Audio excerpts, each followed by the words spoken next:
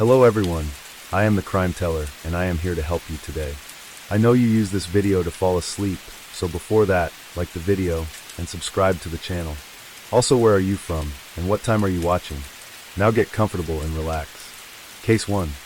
New Zealand, a land known for its breathtaking landscapes and peaceful communities, has seen relatively few major criminal cases compared to other nations. However, among the darkest events in its history, one case stands out as a chilling reminder that even the safest places can harbor hidden dangers. This is the story of Michael Callaway, a name that once belonged to a respected businessman, but later became infamous as the mastermind behind one of the largest financial crimes in New Zealand's history. Michael Callaway was a man who, on the surface, appeared to embody success. Born in 1967 in Auckland, he was the son of a well-known real estate developer. His father's influence allowed him to attend the best schools, travel the world, and network with the elite. By the time he reached his early 30s, he had already built a name for himself in the financial sector. He founded Callaway Investment Group, an enterprise that promised high returns through smart investments.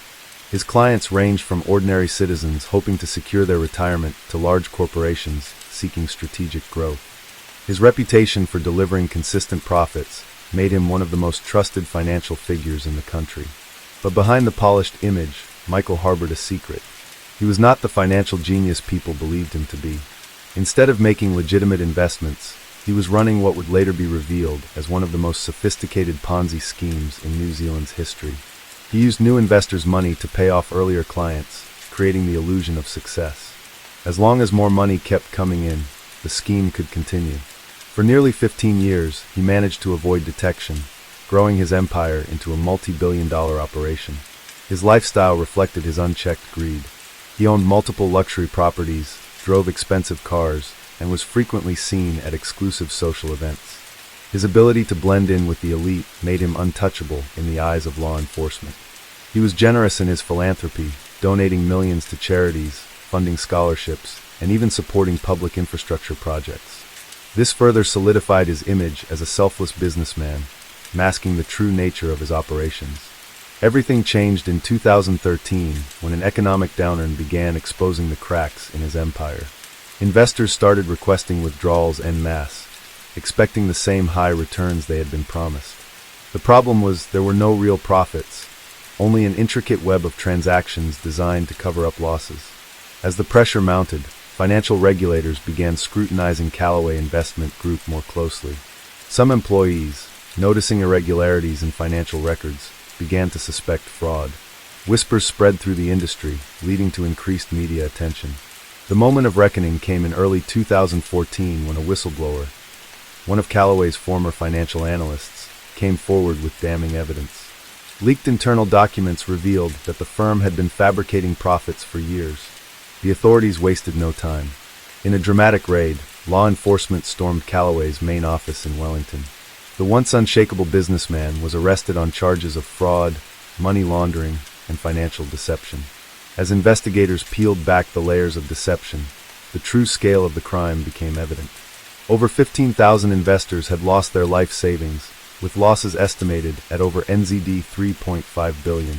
Many victims were retirees who had placed their trust in Callaway, believing his promises of financial security. The fallout was devastating, with families losing homes, businesses collapsing, and lives shattered. During the trial, Callaway showed little remorse. He maintained that his business model had simply collapsed due to unforeseen market forces, refusing to acknowledge that it was fraudulent from the start. But the evidence was overwhelming. Financial records, leaked emails, and testimonies from former employees painted a clear picture of deliberate deception. The court found him guilty on multiple counts, sentencing him to 30 years in prison, the harshest financial crime sentence in New Zealand's history. The case left a deep scar on the country's financial landscape. It led to sweeping regulatory changes, ensuring stricter oversight of investment firms.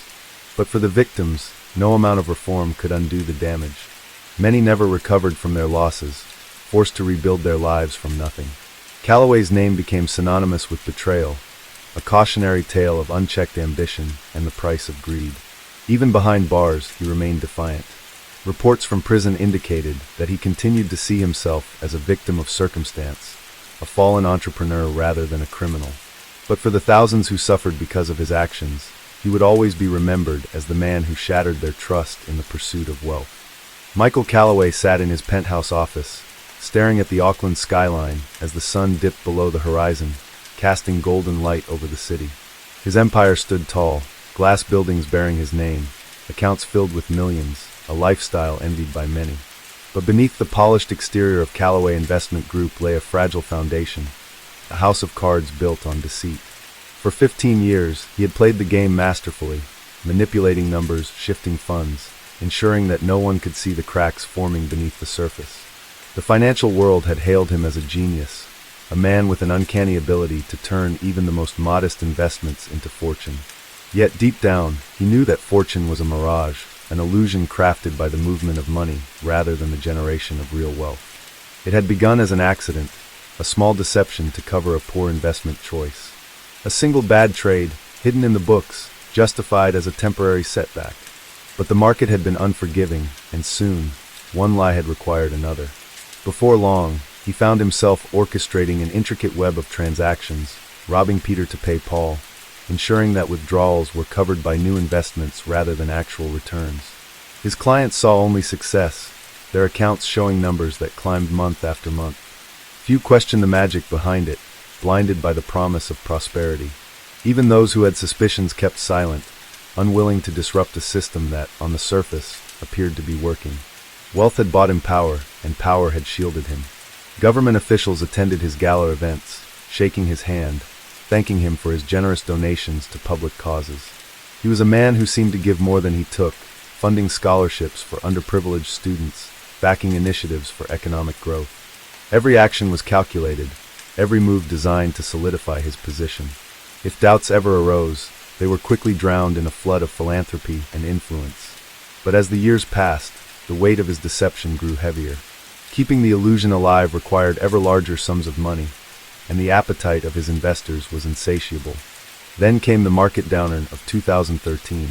It was nothing catastrophic, certainly not the kind of crash that should have toppled a well-run firm. But for Callaway, it was an earthquake.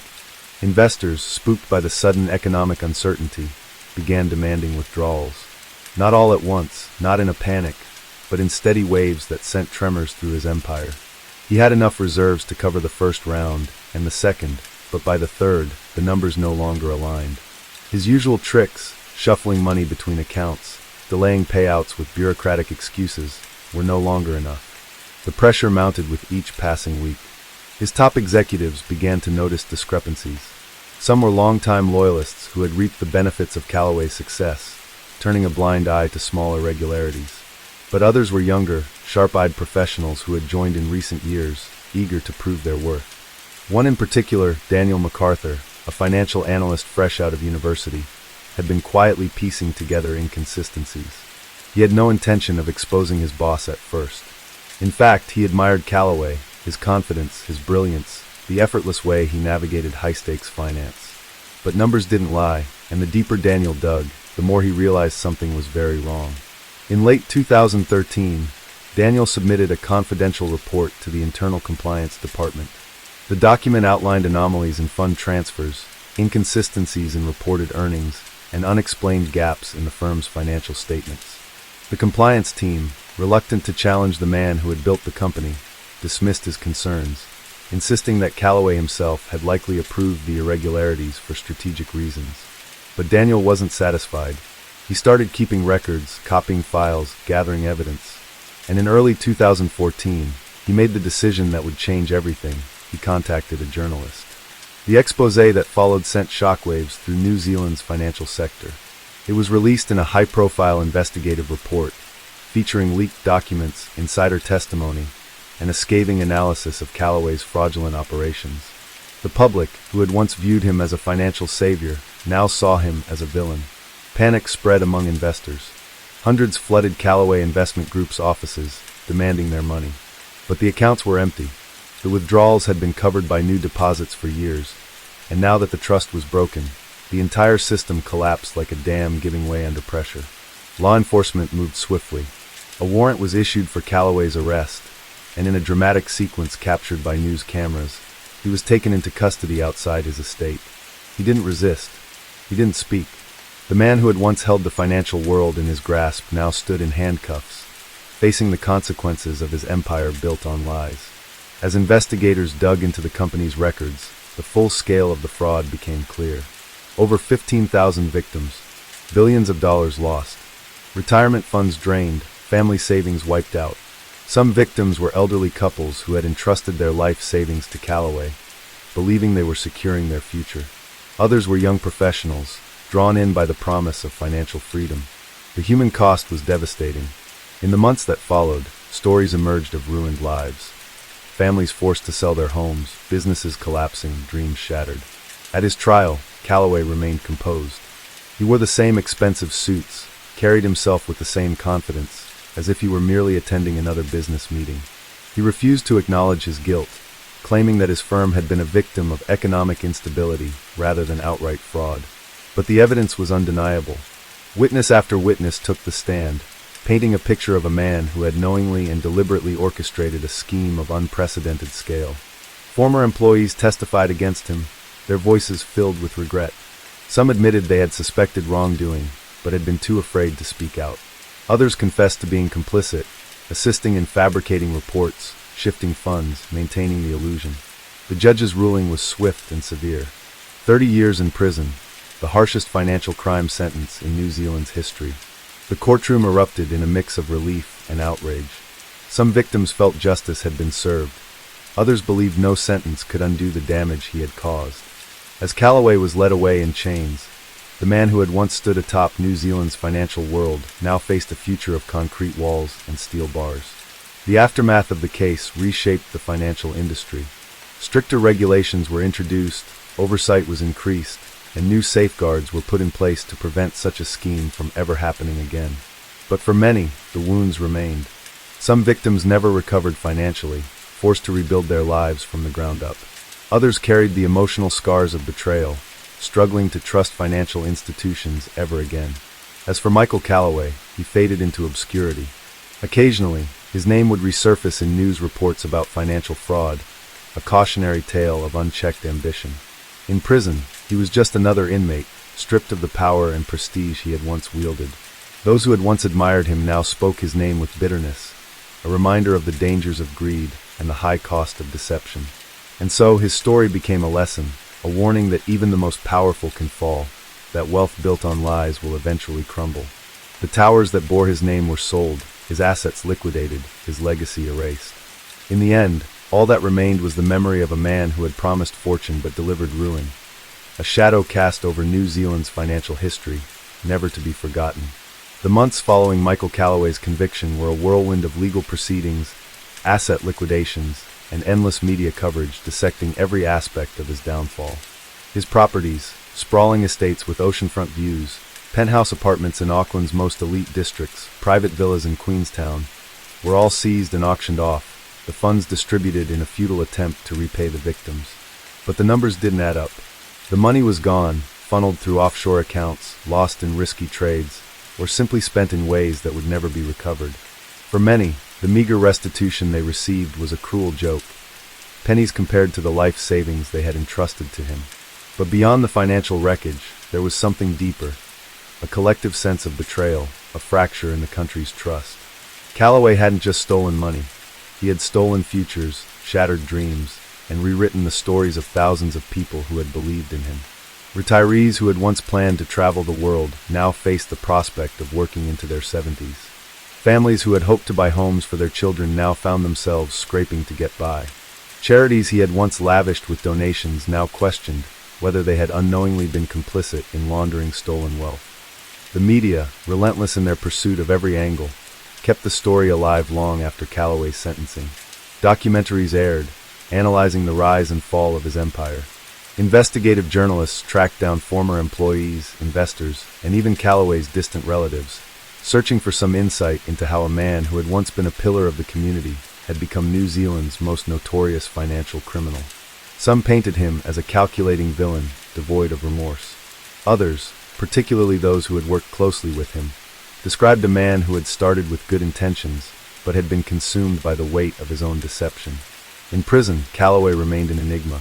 He did not grant interviews, did not write letters, did not attempt to appeal his conviction. For the first time in his life, he was powerless, and no amount of financial expertise or boardroom strategy could change his fate. Prison was a world foreign to him, stripped of the luxuries he had once taken for granted. The stark, windowless walls of his cell were a far cry from the floor-to-ceiling glass that had once framed his city views.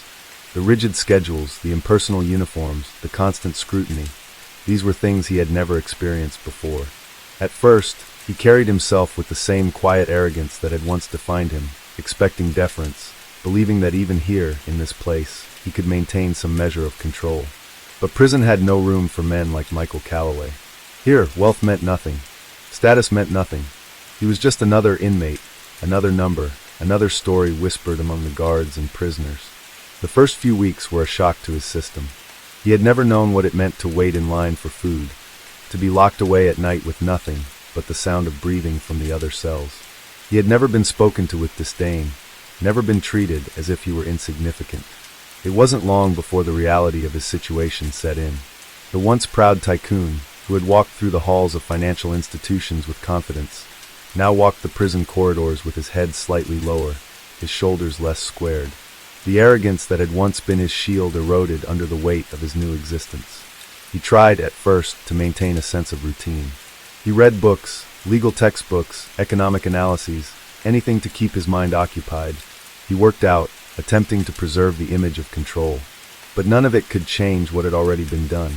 Time moved differently behind bars. The outside world continued on without him, reshaping itself around the crater he had left behind. New financial regulations were introduced, named after his crimes, ensuring that no one could replicate what he had done. Former associates distanced themselves, erasing him from their public statements, pretending they had never truly known him. Even the charities he had once supported quietly removed his name from their donor lists, unwilling to be associated with a man whose generosity had been built on theft. Meanwhile, his victims fought to rebuild their lives. Some, driven by a need for justice, dedicated themselves to financial reform, becoming advocates for greater transparency in investment firms.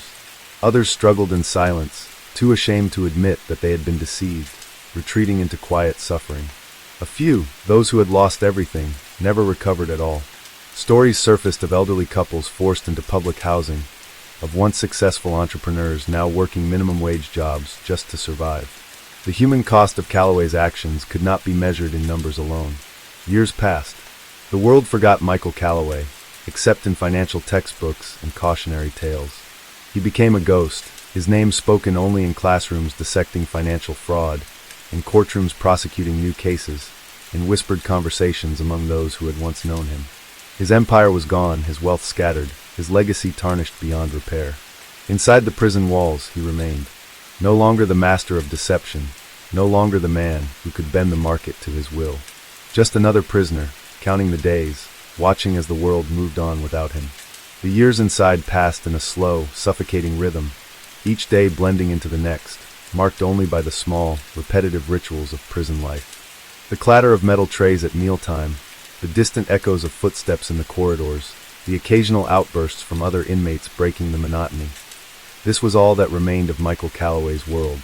The once celebrated financial mastermind, who had commanded boardrooms and dictated market movements with a mere nod, now lived in a space barely bigger than his former walk-in closets. He had stopped counting the days. At first, he had tried to keep track, marking them in his mind, telling himself that each passing week, each passing year, brought him closer to something, perhaps redemption, perhaps freedom. But time in prison had a way of erasing those illusions. There was no future here, no carefully laid out plans, no strategies to maneuver his way out. His power had been stripped away the moment the prison gates had slammed shut behind him. The media had long since moved on. The world had new scandals, new financial crimes to dissect, new villains to hate.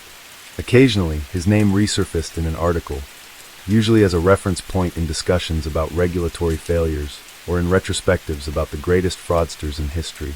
His image, a stark contrast to the suave, confident figure he had once projected, was sometimes dredged up, showing the inevitable toll of prison life. His sharp features had softened. His posture no longer carried the effortless arrogance it once had. He was just another inmate, another fallen titan, who had learned that even the highest walls of wealth could crumble. The letters had stopped coming. At first, there had been a flood. some from former investors, demanding explanations, demanding justice, demanding answers he would never be able to give. Others had come from journalists, offering him the chance to tell his story, to share his side of things. There had even been a handful of letters from those who still believed in him, who saw him as a tragic figure rather than a criminal. But over time, they all faded.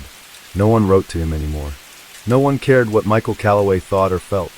The only reminders of his past life were the occasional books sent by a prison librarian who seemed to take pity on him.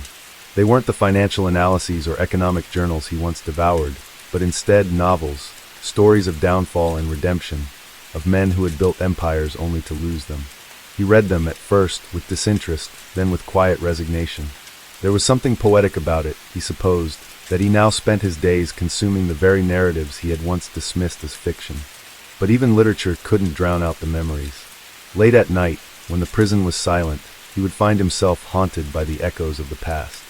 The sound of applause in the conference halls, the murmurs of admiration from those who had hung on his every word, the intoxicating rush of power when he had stood atop his empire, untouchable, invincible. And then, the moment it had all come crashing down, the gavel slamming, the judge's voice sealing his fate, the cold steel of the handcuffs locking around his wrists. Regret had a way of creeping in during the quiet hours, not just for what he had done, but for the lies he had told himself along the way.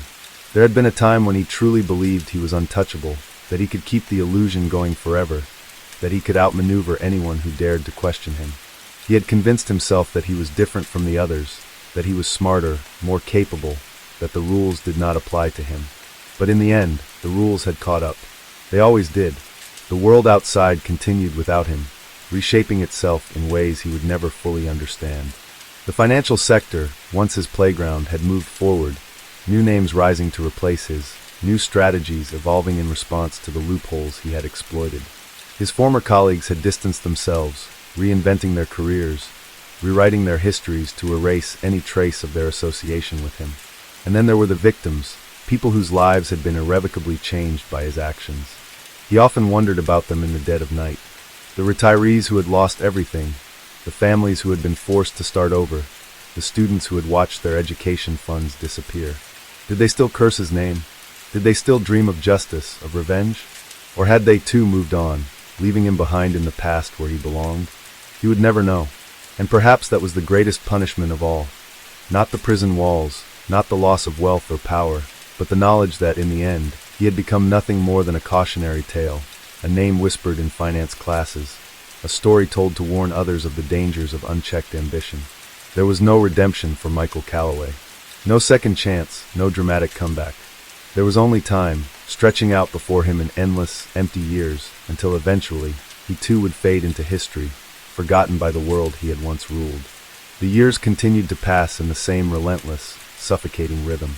Time had a way of wearing down even the strongest of men, and Michael Callaway had long since ceased to be the man he once was. His world had shrunk to the confines of the prison walls, and whatever fight had once burned inside him had been extinguished by the monotonous routine of his existence. The arrogance, the defiance, the belief that he could somehow turn things around had long since faded. At first, he had clung to the idea that he would find a way out, not necessarily through escape, but through some legal technicality, some overlooked loophole that his lawyers might uncover. He had spent the early months poring over legal documents, writing letters, trying to strategize as if this was just another corporate battle, another crisis to be managed. But the legal system did not operate like the financial world, where rules could be bent, where influence could shift outcomes. Here, the system was rigid, unforgiving. There was no negotiating his way out of a guilty verdict. No amount of intelligence or persuasion could erase the evidence against him. His appeals were denied one by one, each rejection further hammering home the truth that this was not temporary. This was not a setback. This was his life now. And so he adapted slowly, reluctantly. The suits and expensive watches were gone, replaced by a plain prison uniform. The taste of fine wine and gourmet meals was a distant memory, replaced by the bland, repetitive meals served on plastic trays. The sharp, calculated conversations of the financial elite were replaced by the gruff, weary voices of fellow inmates, each with their own stories of downfall, of bad decisions, of lives they had once imagined differently. He learned the unwritten rules of prison life, the things that weren't in the official handbook, but were essential to survival. He learned to navigate the unspoken hierarchies, to recognize which inmates to avoid, which guards could be reasoned with, and which ones thrived on making the lives of prisoners miserable. He learned to keep his head down, to avoid unnecessary conflicts, to speak only when necessary. In the outside world, he had been a man of power, a man whose words carried weight. Here, words meant little. Survival was dictated by silence, by endurance. The loneliness was the hardest part, the absence of the life he had once known, the knowledge that the world had moved on without him. He had once been surrounded by people, colleagues, investors, admirers, people who had sought his advice, who had hung on to his every word. Now he was utterly alone. The people who had once called themselves his friends had disappeared the moment his empire collapsed. There were no visitors, no letters, no messages of support. He had burned too many bridges, had betrayed too much trust. And now, he was paying the price. Occasionally, he would catch glimpses of the outside world. Brief flashes of news reports playing on the communal television, snippets of conversations between guards about market trends or corporate scandals. He would listen, absorbing what little information he could, but it was never enough. The world outside was evolving, changing, and he was frozen in time, trapped in a past that no longer existed. The strategies he had once mastered, the trends he had once predicted, none of it mattered anymore. He was obsolete, a relic of a different era. He tried, at times, to convince himself that this was justice, that he deserved this, that the lives he had ruined, the people he had deceived, were owed this punishment. But the human mind was not built for self-condemnation. Even in his darkest moments, there was always that small, lingering voice that whispered excuses, rationalizations. He had not set out to destroy lives. He had not planned for things to end this way. He had simply wanted more success, more influence, more control. And in the pursuit of more, he had lost everything. Regret was a strange thing. It did not arrive all at once, like a sudden storm. It crept in slowly, insidiously, in the quiet moments of the night when there was nothing left to distract him. He thought of the choices he had made, the moments where he could have walked away, where he could have chosen a different path. He thought of the people who had trusted him, who had believed in him. He wondered where they were now, how their lives had turned out. He wondered if they still thought of him, if they still felt the sting of betrayal, or if, like the rest of the world, they had simply moved on. Somewhere beyond these walls, the markets still rose and fell. Fortunes were still made and lost, and new names had taken his place in the financial elite. The world did not mourn the loss of Michael Callaway. It did not pause to acknowledge his downfall. It continued, indifferent, unyielding. And he, once a man who had shaped industries, who had dictated the flow of wealth, was now nothing more than an afterthought, a footnote in history, a cautionary tale for those who dared to believe they were untouchable. In the end, there was no grand revelation, no final moment of redemption. There was only the passage of time, the slow erosion of identity, the gradual acceptance that this was all that remained. He had once been a man of ambition, of brilliance, of boundless confidence. Now he was simply another prisoner, another forgotten soul lost in the endless, unchanging days of a life that no longer belonged to him. Michael Callaway had always imagined that prison would be loud, filled with shouting, the clatter of metal doors, the echoes of aggression bouncing off the cold, unforgiving walls. But in reality, it was the silence that disturbed him the most. A silence that settled in the bones, a quiet so thick it became a presence of its own. It was the silence of forgotten men, of lives that had been put on pause indefinitely, of time that no longer moved forward in any meaningful way. In the early days, he had tried to mark the passing of time, to keep track of days, weeks, months. He had scrawled dates into the cheap notebook they had given him, a poor replacement for the fine leather-bound planners he once carried. But as the pages filled with meaningless marks, he realized that keeping track only made it worse. There was no difference between Monday and Friday, no significance to the turn of a calendar page. The world outside moved on, but in here, time folded in on itself, each day bleeding into the next with no real distinction. Sleep was no refuge. He had once been the kind of man who could sleep anywhere, on planes, in the back of cars, even during meetings when someone less important than him was speaking. But now, in the uncomfortable cot of his cell, sleep was an elusive, teasing thing. The mattress was thin, the pillow worse, and the constant awareness of being watched, of sharing space with men who had nothing left to lose, made true rest impossible. He would drift in and out, caught in the uneasy place between wakefulness and dreams, his mind filling the void with memories of a life he could no longer touch. Sometimes he would dream of his office, large glass windows overlooking the city, the hum of deals being made, the weight of power sitting comfortably on his shoulders. He would wake up expecting to hear the soft click of his assistant's heels approaching his desk, the buzz of his phone lighting up with notifications that meant he was still important, still relevant. But instead, he would find himself staring at the ceiling of his cell, the reality of where he was sinking in all over again. He thought about the people he had betrayed, investors who had trusted him, employees who had built their lives around the stability of his company, friends who had once admired him. He wondered what they said about him now, whether his name still carried weight in hushed conversations, or if it had been reduced to nothing more than a cautionary tale, a ghost of a scandal that the world had already moved past. He wondered if they thought of him with anger, with pity, or worse, if they did not think of him at all. The outside world had forgotten him, but the ghosts of his past refused to let go. They visited him in the quiet moments, in the stretch of hours when there was nothing to do but think. He saw their faces in the reflection of the polished steel of his cell door, heard their voices in the distant murmurs of other inmates. He tried to justify his choices, tried to convince himself that he had done what anyone in his position would have done, that the world of finance had always been built on illusion, on the fine line between brilliance and deception. But the weight of his actions settled differently now, no longer buffered by the armor of wealth and power. There were no more calculations to make, no more deals to negotiate. His mind, once sharp, once capable of dissecting complex financial structures in an instant, now had nothing to focus on but itself. And that was the most dangerous thing of all. Case 2. The town of Orange, Australia, had always been a place where people felt safe, where the air was crisp with the scent of eucalyptus trees and the streets were lined with charming heritage buildings. It was a quiet town, the kind where neighbors knew each other by name, and where the biggest excitement of the week was a new shop opening on the main street. But in the year 2012, Orange would become the center of one of the most disturbing criminal cases in Australian history. A case that would leave an indelible scar on the community. A case that would shake the very foundation of trust that small towns thrived on. The man at the heart of it all was Daniel "Danny" Price, a 42-year-old local who had spent his life blending into the fabric of Orange. He was the kind of man people barely noticed, and that was exactly how he liked it. He had no criminal record, no history of violence, nothing that would set off alarm bells in the minds of those who passed him on the street. He worked as a handyman, fixing fences, repairing broken windows, painting old houses. To the people of Orange, he was just another blue-collar worker, another face in the crowd.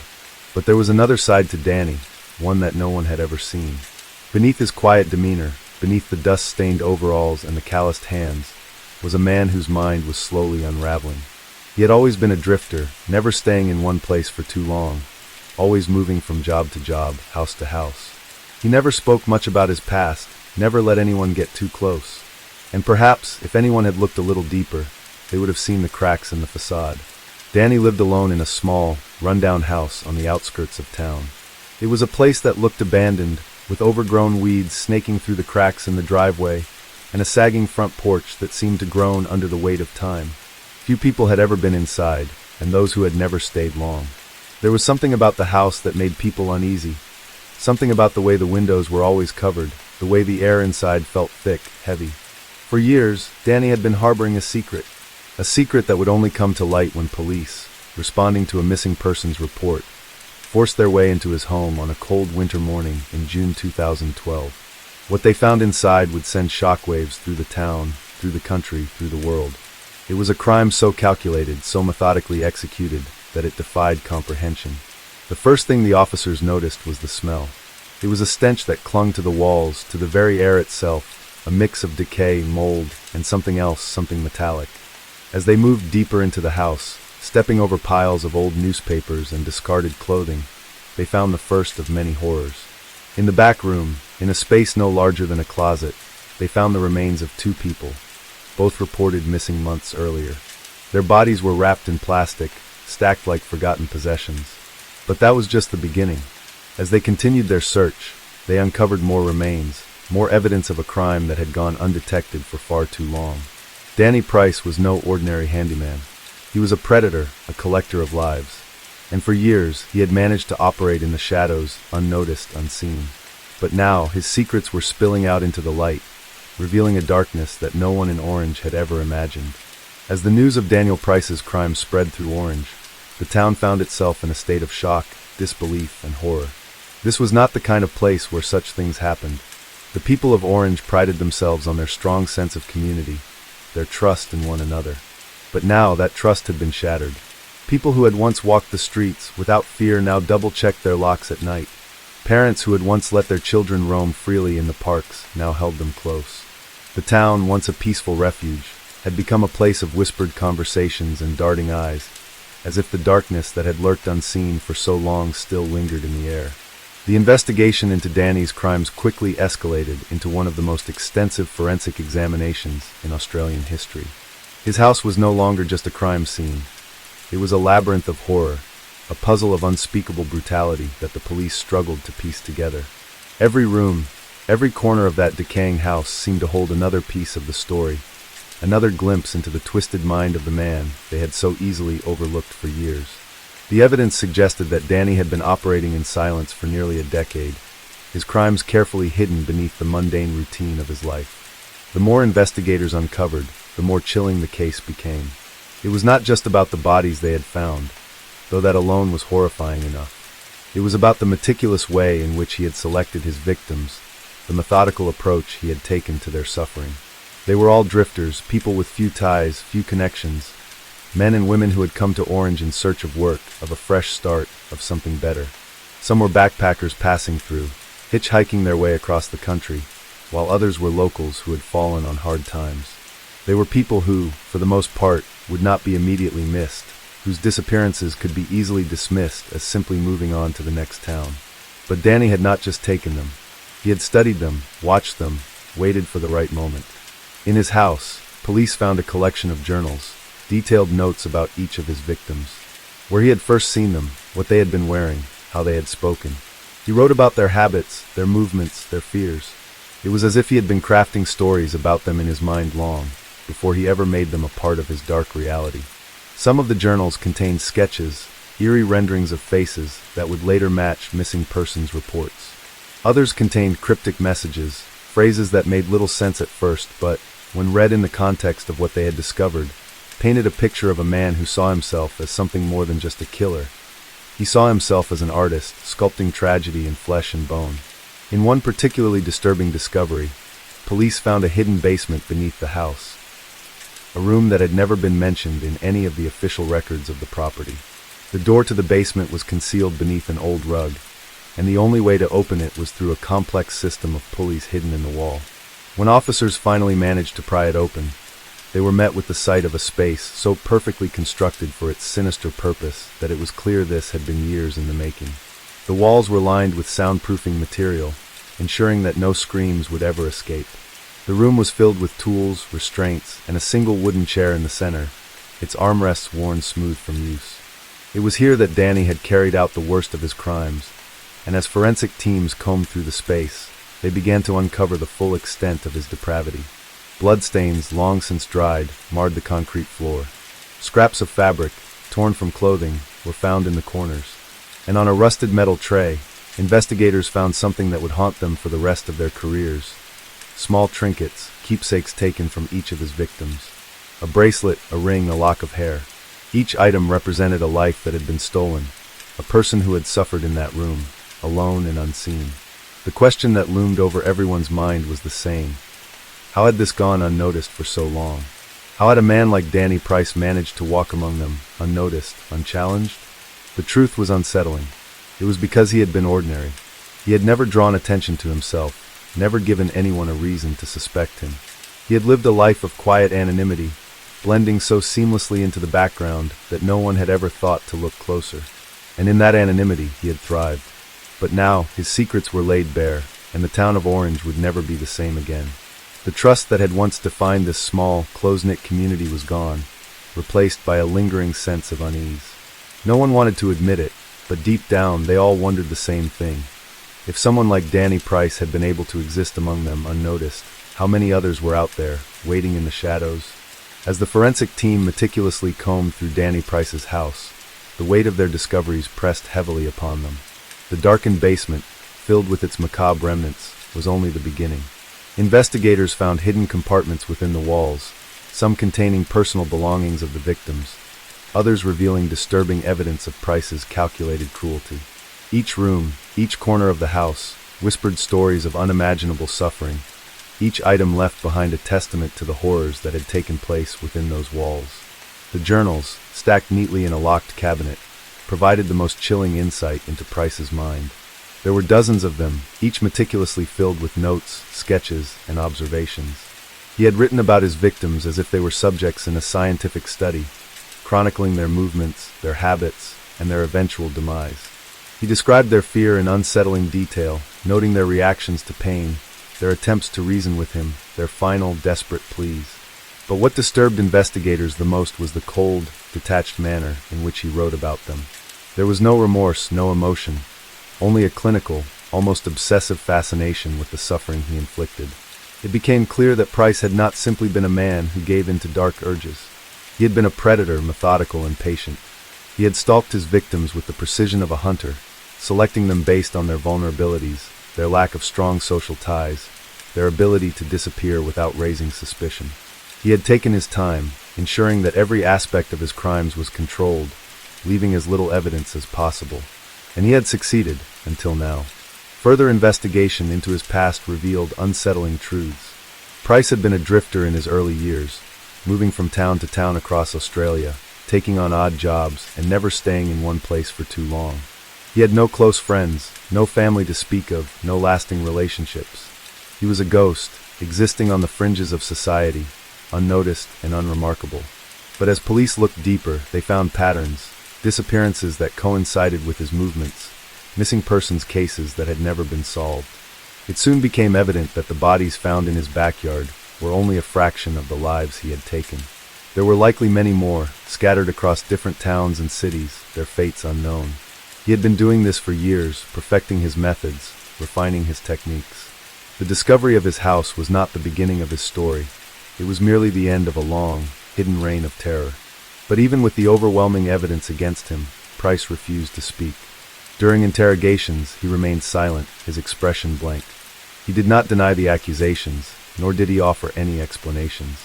He simply sat there, unflinching, as detectives laid out the horrors they had uncovered. It was as if he was content to let the evidence speak for itself, knowing that no amount of words could truly convey the depths of his depravity. As the case unfolded in the media, the people of Orange struggled to come to terms with the reality of what had happened in their midst. They had lived alongside a monster, oblivious to the darkness that had festered in their own backyard. The realization shattered their sense of security, leaving them with a lingering unease that would not fade easily. Parents held their children closer, neighbors eyed each other with suspicion, and the once tight-knit community found itself fractured by fear and doubt. The trial, when it finally began, was one of the most high-profile in Australian history. The courtroom was packed with journalists, victims' families, and members of the public who had followed the case with morbid fascination. The evidence presented was damning: DNA traces, surveillance footage, Price's own meticulous records. There was no question of his guilt. The only question was whether he would ever reveal the full extent of his crimes. But he remained silent. Even as the families of his victims begged for answers, even as prosecutors laid bare the horrors he had committed, he did not speak. His expression never changed, his demeanor never wavered. It was as if he had already made peace with his fate, as if he had accepted the inevitability of his own downfall. In the end, he was sentenced to life in prison without the possibility of parole. But for many, that was not enough. There were still too many unanswered questions, too many lives unaccounted for. Price had taken his secrets with him, leaving behind only the ruins of the lives he had destroyed. And so, even as he faded from public memory, his shadow remained. The house on the edge of town was torn down, its foundations dug up, its land left barren. But the scars he had left on Orange, on the families he had shattered, on the investigators who had uncovered his horrors, would never truly heal. The town had changed, its innocence lost forever. For those who had once known Danny Price as nothing more than a quiet, unassuming man, the truth was almost too much to bear. He had walked among them, unnoticed, his darkness hidden beneath an ordinary face. And that, more than anything, was what haunted them the most. The prison walls that confined Danny Price were stark and lifeless, devoid of any warmth or humanity. He had been moved to a maximum security facility, a place designed for those society had deemed beyond redemption. There, among the most dangerous men in Australia, he was no longer the one in control. No longer the predator. No longer the hunter. He was just another inmate, another number in the system, watched at all times, his every movement monitored. But Price did not react the way others expected him to. There was no fear in his eyes, no sense of regret or desperation. He simply existed, following the daily routine without resistance or complaint. He did not speak to the other inmates. He did not seek alliances. He did not even show frustration at the isolation imposed upon him. Instead, he seemed almost content, as if he had already made peace with his fate long before his trial had even begun. The guards who observed him found this unsettling. They were used to inmates who lashed out, who broke under the weight of their confinement, who begged for some form of reprieve. But Price was different. His silence was not that of a man defeated, but of a man who had nothing left to say. It was as though he had already detached himself from the world outside, from the consequences of his actions, from the suffering he had caused. Meanwhile, the people of Orange struggled to move on. The town had changed irreversibly, its streets carrying the weight of the crimes that had unfolded within them.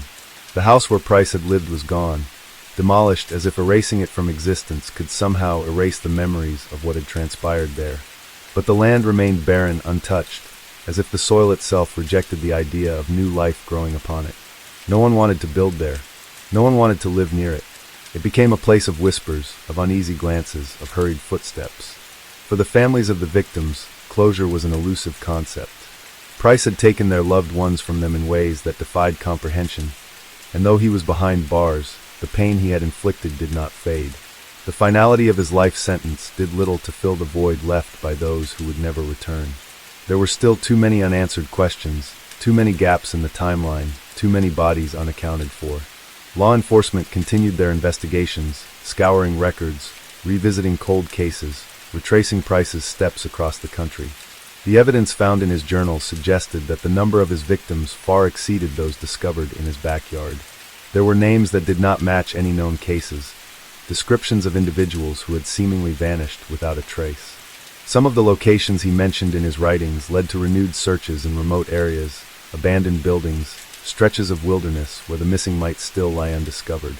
And yet, no matter how much they uncovered, there was always the lingering fear that they would never know the full truth.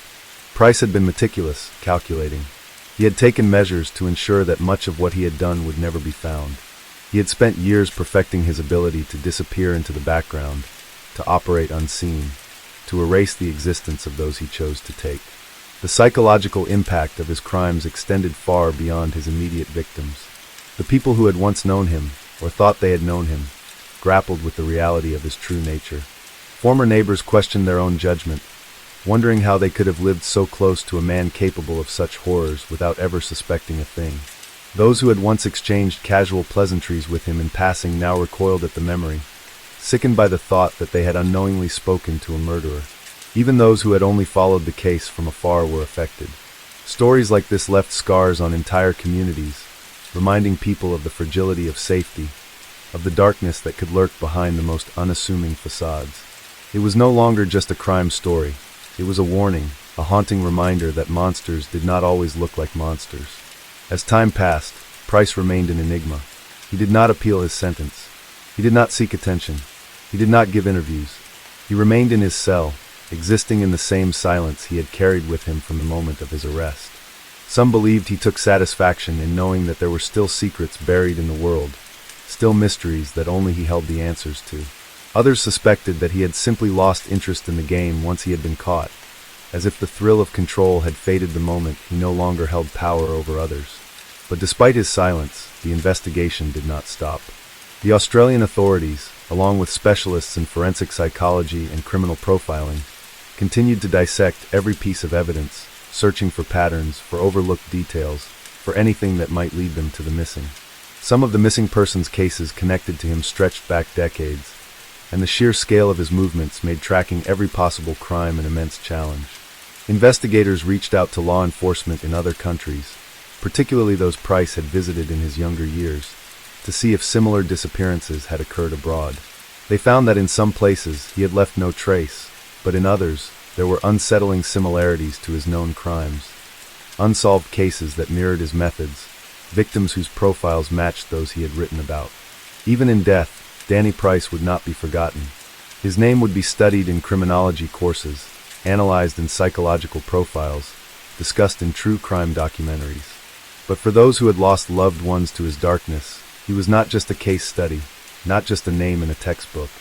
He was the man who had shattered their world, who had taken from them something they could never get back. In Orange, the echoes of his crimes lingered. The town had tried to move on, tried to reclaim its sense of normalcy, but some wounds never fully heal. The streets that had once felt familiar now carried an invisible weight, a quiet reminder that safety was never truly guaranteed. And somewhere, in the vastness of Australia, beneath soil undisturbed or within places forgotten, there were still answers waiting to be found. Years passed, but the shadow of Danny Price never truly faded. His name became a whispered cautionary tale, a specter that lingered in the collective memory of Australia. True crime enthusiasts dissected every detail of his case, speculating about the secrets he had taken to his grave. Psychologists and criminologists continued to analyze his mind, searching for answers that would help prevent another like him from emerging. Yet, despite all the studies, all the theories, there was one truth that remained immutable. Danny Price had left behind scars that could never fully heal. The people of Orange had tried to move on, to rebuild, to reclaim their town from the darkness he had cast over it. Some succeeded. The younger generation, those who had not lived through the horror firsthand, found it easier to distance themselves from the past. They saw the town as it was in the present, not as it had been during Price's reign of terror.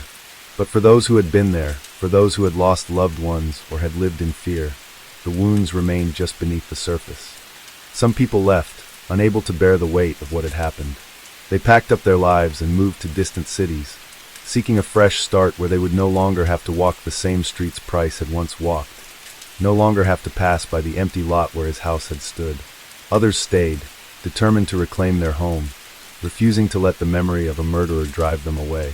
But there were places in Orange that no one wanted to claim, places that remained untouched, overgrown with weeds and silence. The land where Price's house had stood was one of them. Developers had attempted to sell it, to build something new in its place, but every attempt failed. Buyers backed out at the last moment, their unease overpowering whatever logic told them that land was just land, that the past did not linger in soil and stone. The stories surrounding that place only grew with time. Some claimed to hear strange noises at night when they walked past, whispers, distant sobs, the rustling of movement in the dark. Others swore they had seen figures standing in the empty lot, just beyond the reach of streetlights, watching. Whether these were just the workings of overactive imaginations, or something more was a question no one wanted to investigate too closely. Law enforcement, though officially finished with the case, never truly closed it. There were still too many unanswered questions, too many loose ends. The files remained open, and every so often, another investigator would take a fresh look, hoping to find something that had been missed. They combed through cold cases across the country, cross-referencing them with Price's known movements, trying to uncover the full extent of his crimes. And they found more. Not all of them could be proven. Some cases had too little evidence, too many years between the crime and the present. But the patterns were undeniable. Missing persons cases that bore his signature, unsolved disappearances in places he had visited, bodies recovered in remote areas with signs that matched his methods. The number of his victims had always been an estimate, but as more connections were made, it became clear that the real number was far higher than anyone had initially believed. He had killed more than what had been found in his backyard.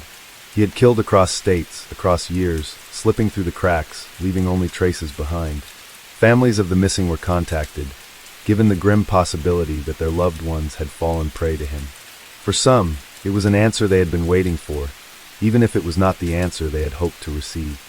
For others, it only deepened their grief, solidifying the finality of a loss they had long suspected but never confirmed. As the years continued to pass, the legend of Danny Price transformed.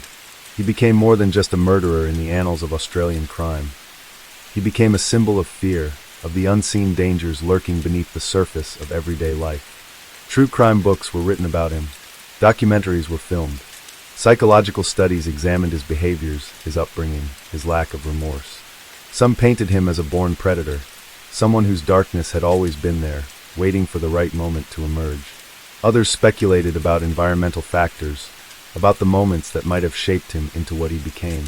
But in the end, none of it changed the reality of what he had done. The prison where he had spent his last years continued on without him, its walls holding the memories of countless other criminals. His cell was emptied, cleaned, reassigned.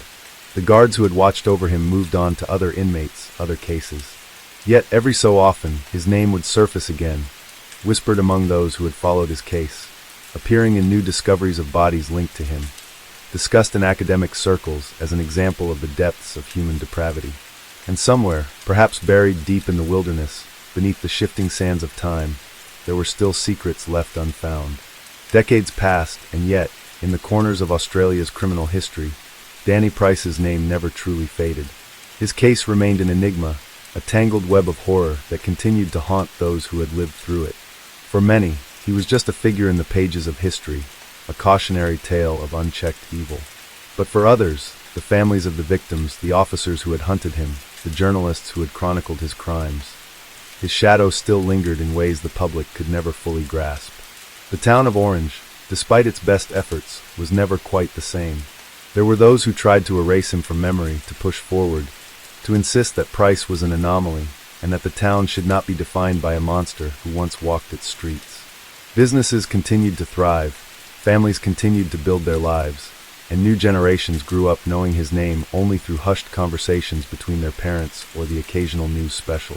But there were also those who could never forget, the ones who had been there, who had felt the fear in their bones when the truth of his crimes had come to light. For them, time did not heal. Time merely dulled the edges of the horror, but it never erased it. Some of them left, moving away in search of peace, of a life untainted by the past. Others stayed, unable or unwilling to abandon the place they had always called home, despite the ghosts that lurked within it. But even beyond Orange, even beyond Australia, Price's legacy refused to be buried. His crimes had left deep wounds, wounds that rippled outward, touching lives in ways that would never fully be understood.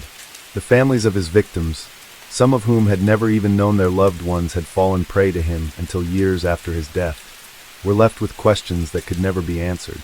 How long had he been hunting? How many more had he killed that they still did not know about?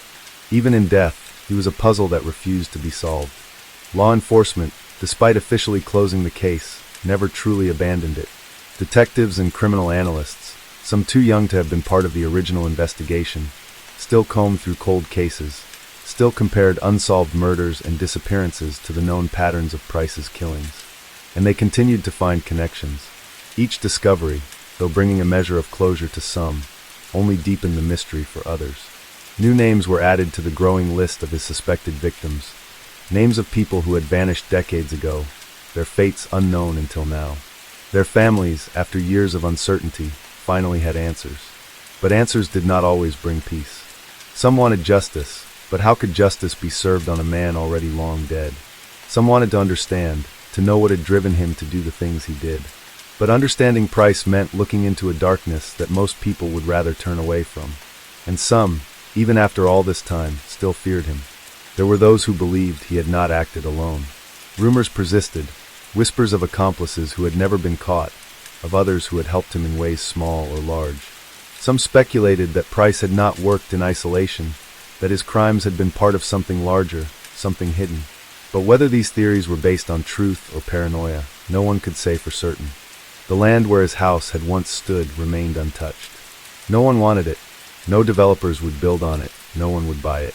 It was as if the very earth rejected the idea of new life growing where so much death had occurred. Even the most skeptical avoided it, as if something unseen but deeply felt warned them to stay away. Stories surrounded it, of strange noises in the night, of figures glimpsed in the shadows, of a sense of unease that clung to the air like fog. Paranormal investigators came, drawn by the whispers of something lingering beyond death. But whether they found anything or not, the feeling of dread remained. Even those who did not believe in ghosts could not deny the weight of history, the way certain places seemed forever marked by what had happened there. Price had been a man of flesh and blood, but his presence, his legacy, had transcended death. It was in the nightmares of those who had survived him. It was in the hollow grief of the families who had lost loved ones to him. It was in the unanswered questions, the lingering doubts, the spaces between what was known and what would never be known. And perhaps, most disturbingly, it was in the knowledge that there would always be others like him. For all the efforts of law enforcement, for all the studies done by psychologists and criminologists, for for all the books written and the documentaries filmed, the truth remained unshaken. Monsters did not simply vanish with time. Somewhere in some other town, in some other city, another Danny Price was waiting to be discovered. And when he was, the cycle would begin again. Case 3. Logan City had seen its share of crime over the decades, but nothing quite like what unfolded in the winter of 1997. It was the kind of case that would linger in the minds of residents for generations. A case that turned an ordinary suburban neighborhood into the backdrop of one of Australia's most haunting criminal investigations. And at the heart of it all was a man whose name would forever be etched into the city's darkest history, Russell Kane. Russell Kane was not a man who stood out. At 42 years old, he was the kind of person most people would pass by on the street without a second glance. He was quiet, polite when spoken to, and had lived in Logan City for nearly 15 years without causing much of a stir. A carpenter by trade, he spent most of his time working on home renovations, often taking jobs in and around the city. He was known for being meticulous in his craft, his hands skilled with wood and precision. But beneath that surface of normalcy lay something far more sinister. Kane had grown up in a strict household in rural Queensland, raised by a father who was both a religious fanatic and an unforgiving disciplinarian. His childhood was marked by rigid rules, long hours spent reciting scripture, and severe punishment for the smallest infractions. His mother, quiet and passive, rarely intervened. When Kane turned 18, he left home and never looked back. But the lessons of his upbringing clung to him in ways he could never fully escape. He built a life in Logan City, working steadily, making just enough money to get by. He lived alone, never married, never had children. Those who knew him would later say that he was a bit of a loner, but not in a way that seemed particularly alarming. He kept to himself, was never seen with friends, and spent most of his free time tinkering in his backyard shed. To those who had hired him for carpentry work, he was reliable, if a little peculiar. He rarely made eye contact, spoke only when necessary, and always seemed to finish his jobs with an almost obsessive attention to detail. But what no one knew, what no one could have even begun to suspect, was that Kane's shed was more than just a workspace for woodworking. It was a place where he carried out a secret life, a place where the lines between craft and compulsion blurred into something monstrous. It wasn't until early July of 1997 that the first signs of trouble emerged. A young woman, 22-year-old Jessica Rowe, was reported missing by her parents.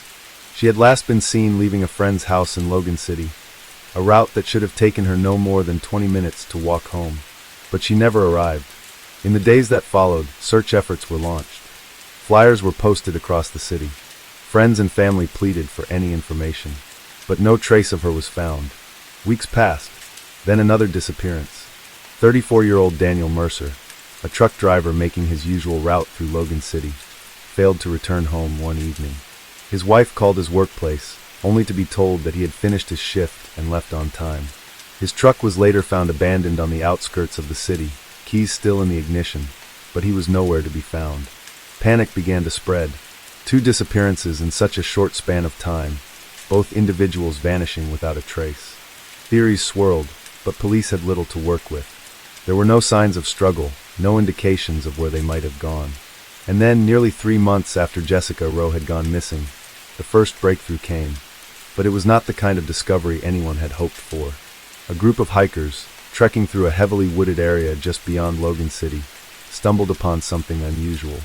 A makeshift wooden box, partially buried beneath a cluster of trees. It looked out of place, deliberately placed there. Curious, they approached, brushing away the dirt, and that was when they noticed the smell. A sickly, unmistakable odor. By the time police arrived, the box had already been partially opened. What they found inside sent shockwaves through the entire city.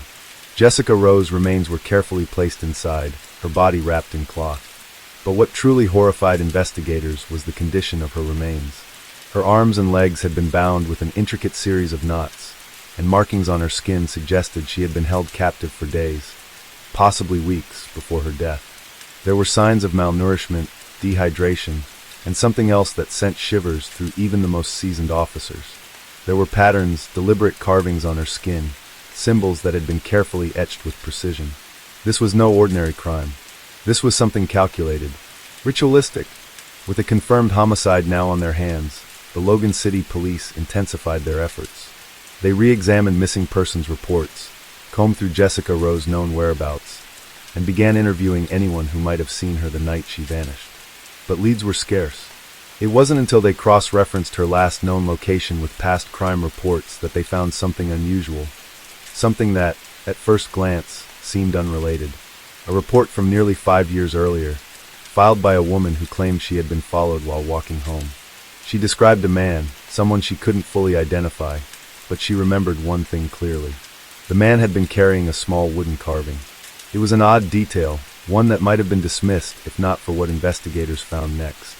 In the basement of the Logan City Police Archives, tucked away in an old storage file, they uncovered another report. Nearly identical. Another woman, another late-night encounter with an unknown man holding a carved wooden object. The descriptions varied, but one thing stood out. The carving. A crude, unfinished wooden figure, its shape distorted, its surface rough, almost as if it had been made in a hurry. Police began to widen their search, looking into anyone with known woodworking skills in the area. And that was when Russell Kane's name surfaced.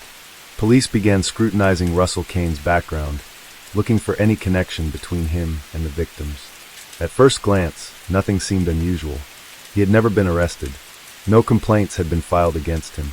But as investigators started piecing together his whereabouts on the nights Jessica Rowe and Daniel Mercer disappeared, patterns emerged, patterns that could not be ignored.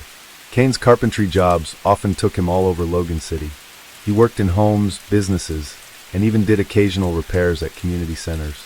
His schedule was erratic, with no set hours, allowing him to move freely without raising suspicion. But what struck investigators was how often he had worked in neighborhoods where missing persons cases had been reported. It was subtle, never enough to draw attention at the time, but in hindsight, it painted a chilling picture. Police obtained a warrant to search his home, a small weatherboard house on the outskirts of Logan City.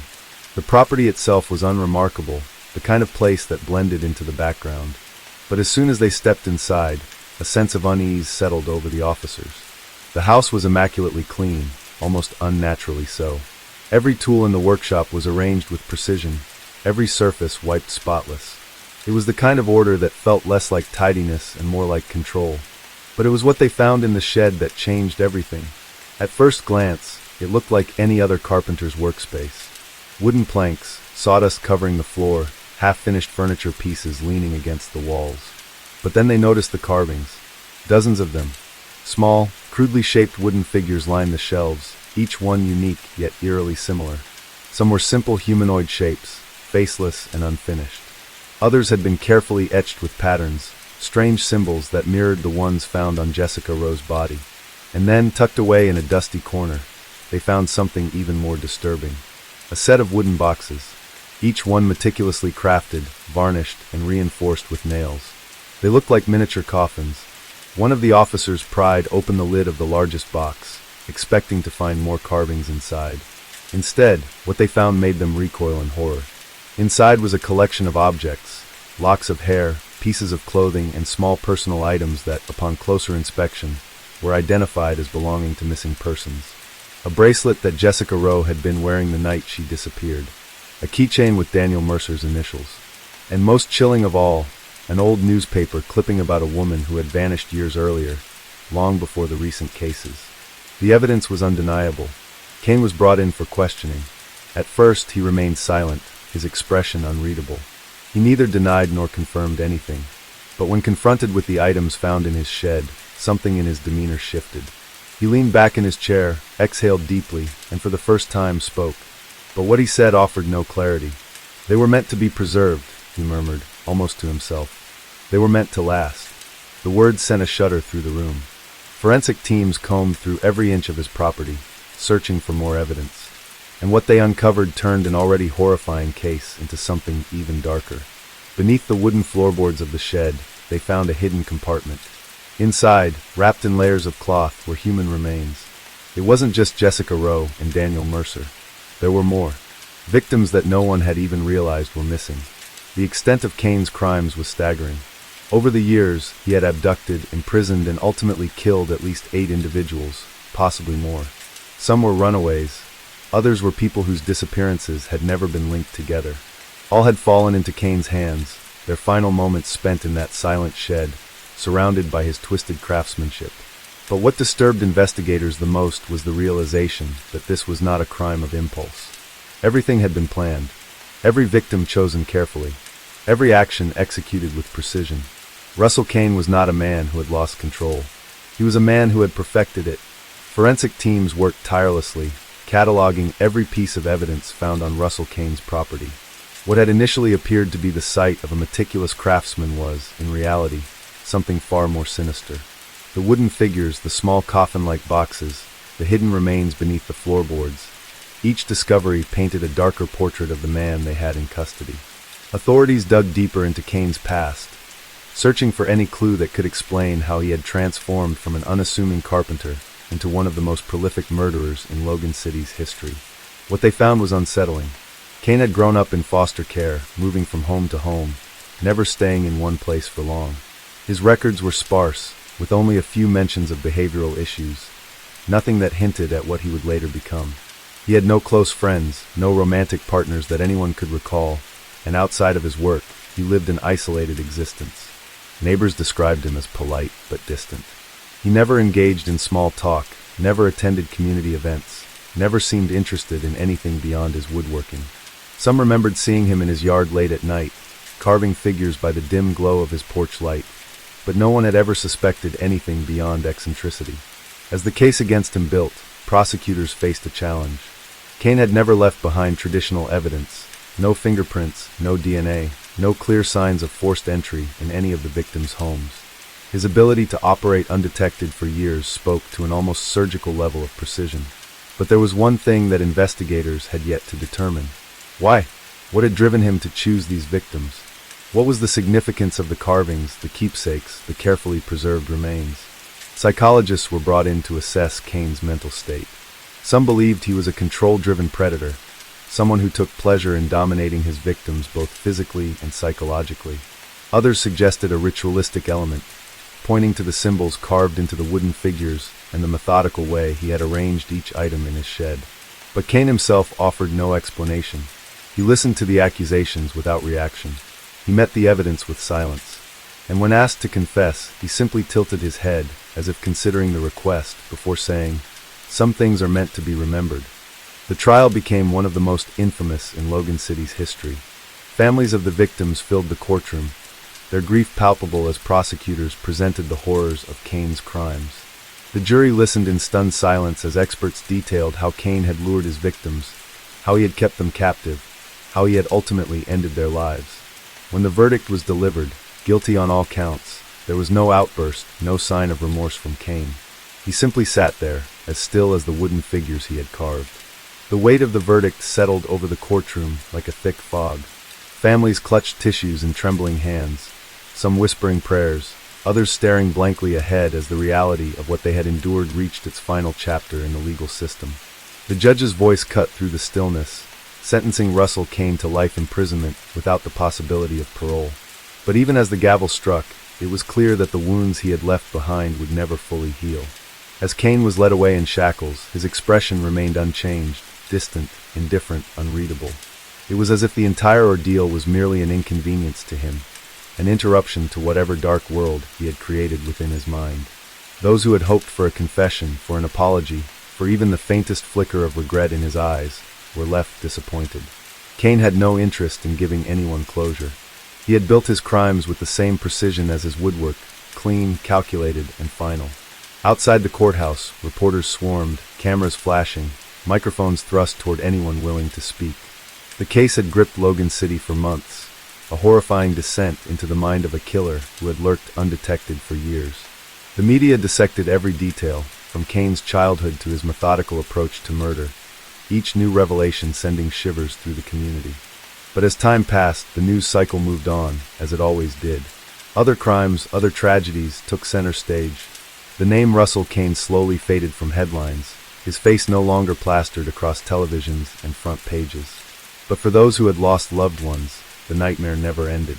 The scars he had carved into their lives could never be sanded down or smoothed over. In the quiet suburbs of Logan City, a lingering unease remained. The knowledge that a man like Kane had lived among them for so long without suspicion was a sobering reminder of the darkness that could hide in plain sight. Parents locked their doors earlier, neighborhoods watched more closely, and the small-town sense of security was forever altered. Yet there were still those who obsessed over the case, who searched for the missing pieces that the trial had left unanswered. Amateur sleuths scoured forums, dissecting Kane's past, analyzing his cryptic words in court, attempting to make sense of the senseless. Some believed he had chosen his victims at random. Others were convinced there was a deeper, hidden meaning in his carvings, a message left behind in the twisted art of his craft. Even within prison, Kane remained an enigma. He spoke little, interacted with no one unless absolutely necessary. Guards noted his meticulous habits, the way he arranged his cell with the same precision he once used in his workshop. He spent hours staring at the walls, as if lost in thought, as if still creating something in his mind, though what that was, no one could say. There was one final revelation that came years later, a discovery that sent shivers through even the most hardened investigators. A storage unit, rented under a different name, long forgotten until unpaid fees led to its auction. Inside, among crates of wood and half-finished sculptures, were more carvings, figures that bore striking resemblances to people who had never been reported missing, faces that were unaccounted for. It raised the most chilling question of all. Had Russell Kane's story truly ended? Or were there still secrets left buried, waiting in the shadows, waiting to be uncovered? The discovery of the storage unit sent a shockwave through the already haunted remnants of Logan City. Investigators, who had long thought they had closed the book on Russell Kane's atrocities, found themselves staring into a darkness far deeper than they had imagined. The figures found within the dimly lit, dust-covered space were more than just wooden carvings. They were echoes of lives, etched in horrifying detail, their expressions frozen in an eerie state of despair. Some faces looked pained, others seemed eerily lifelike, as if they had been captured in their final moments. But what truly unsettled the forensic analysts was that not all of the figures matched the victims they had accounted for in Kane's known list of murders. There were more, at least a dozen more, unidentified, unnamed, unseen in any official report. As they examined the carvings, they realized Kane had included details no one outside the victims' families should have known. A scar hidden beneath a sleeve, a birthmark behind the ear, the precise pattern of freckles across a nose. It was as if he had studied them intimately, memorizing their every imperfection, ensuring no detail was lost. The implication was chilling. If these figures represented real people, then Russell Kane's true body count was far greater than what had been previously believed. And worse still, what if some of them had never been found at all? Detectives pored over missing persons reports, searching for any connections, any leads that could unravel the mystery of these unnamed victims. Some matched cold cases, long dismissed as runaways or accidents.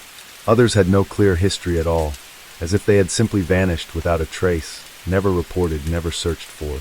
The media reignited the story with renewed frenzy. Once again, Kane's name dominated headlines, his face resurfacing in grim retrospectives and investigative specials. Survivors and families of victims found themselves dragged back into a nightmare they had tried desperately to move past. Despite the overwhelming evidence, Kane himself remained silent. In prison, he neither confirmed nor denied the new findings.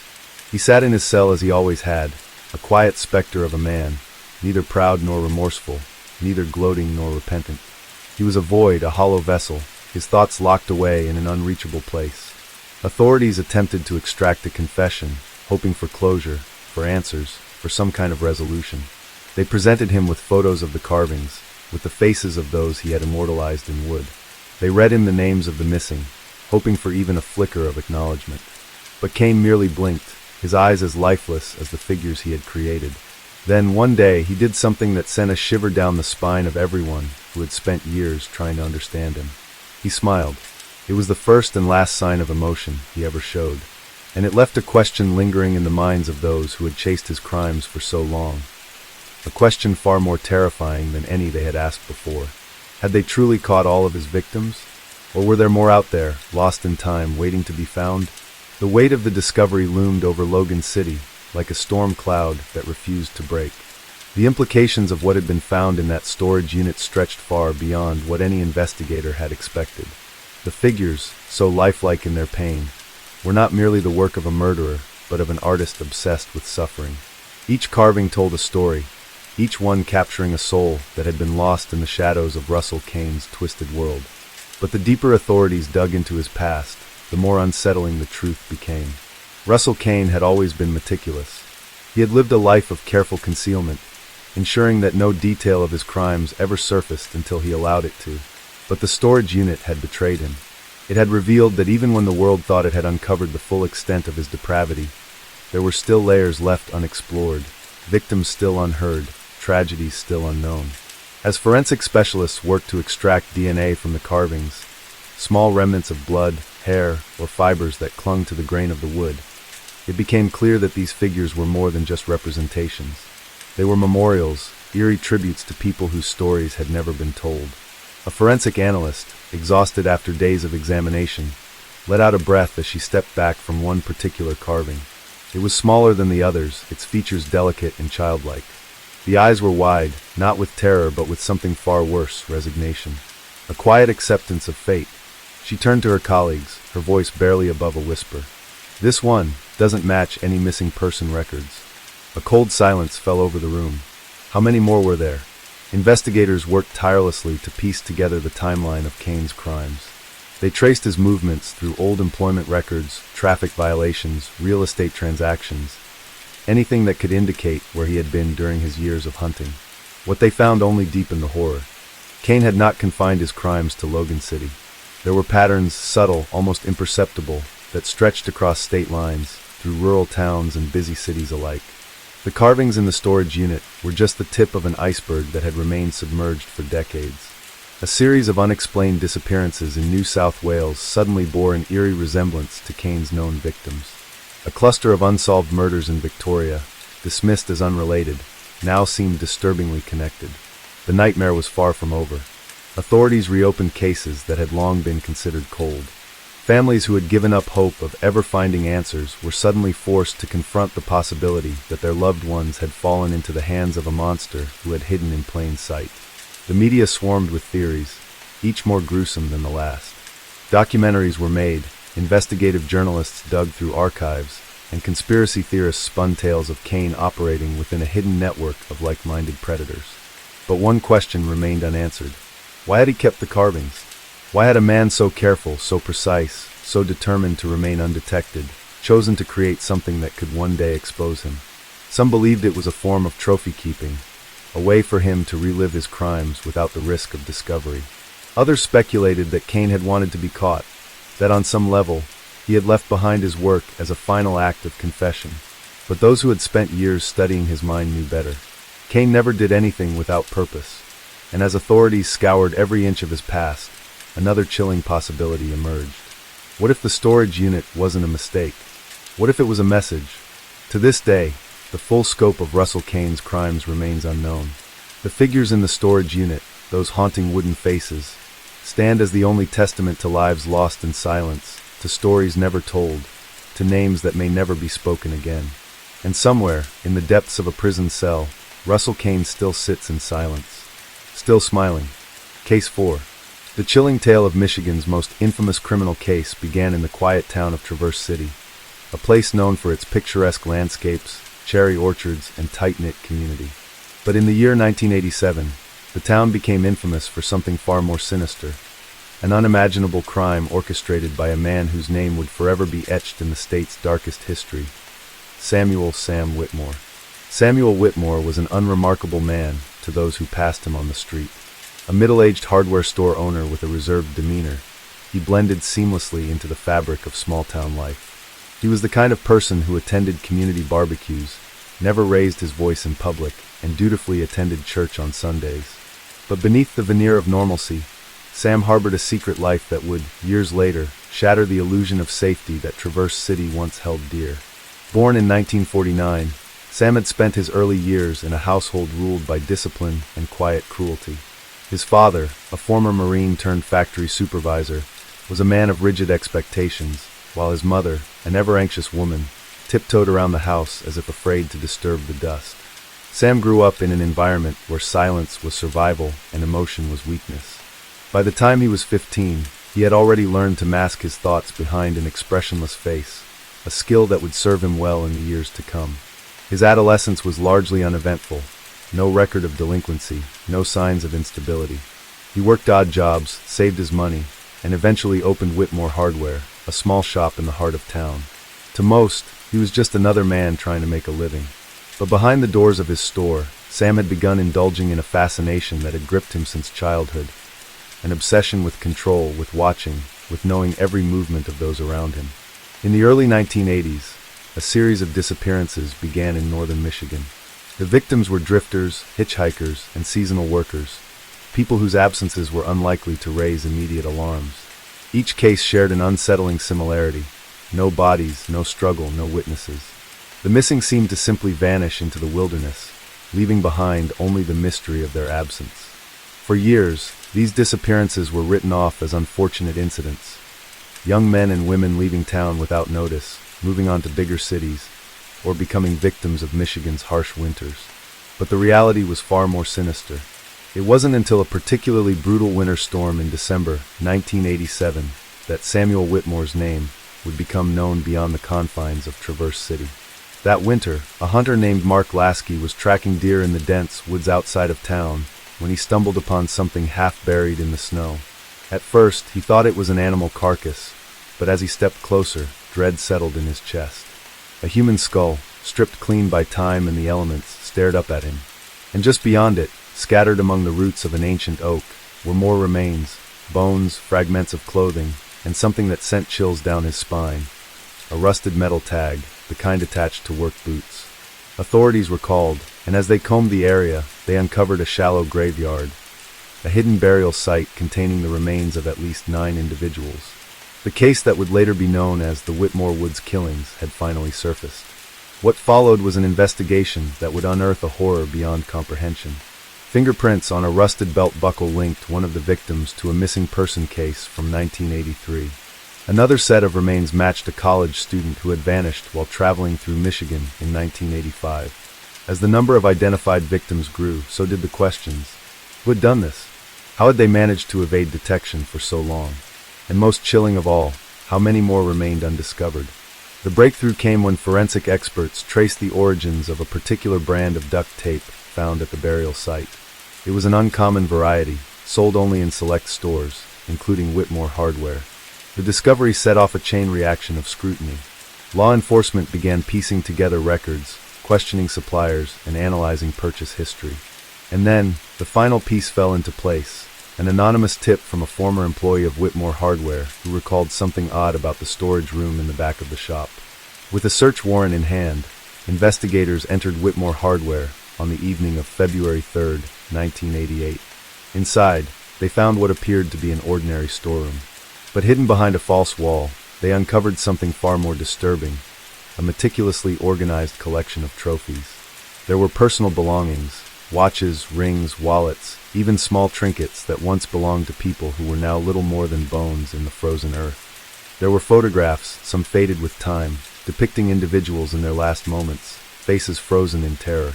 But the most horrifying discovery lay within a locked wooden chest, its contents revealing the true depth of Samuel Whitmore's darkness. Inside the chest were neatly stacked journals, each meticulously detailing his crimes. Every entry was written in an emotionless, calculated manner, chronicling the abduction, confinement, and eventual deaths of his victims. He wrote not with regret, nor with glee, but with the detachment of a man documenting routine tasks. His writings revealed a chilling truth. His victims had not been random. They had been chosen, studied, stalked. The journals were filled with details only the killer could have known. Dates, locations, methods. There was no doubt left. Samuel Whitmore, the quiet hardware store owner who had lived among the townspeople for decades, was the architect of one of Michigan's most horrifying crimes. His arrest sent shockwaves through the town. People who had once trusted him now recoiled in horror, unable to reconcile the man they had known with the monster he truly was. As he was led away in handcuffs, his expression remained eerily calm, detached, as if none of it truly mattered. But the true horror of Samuel Whitmore's crimes would only become fully known in the months that followed. Because as authorities continued their investigation, they realized that what they had found was only the beginning.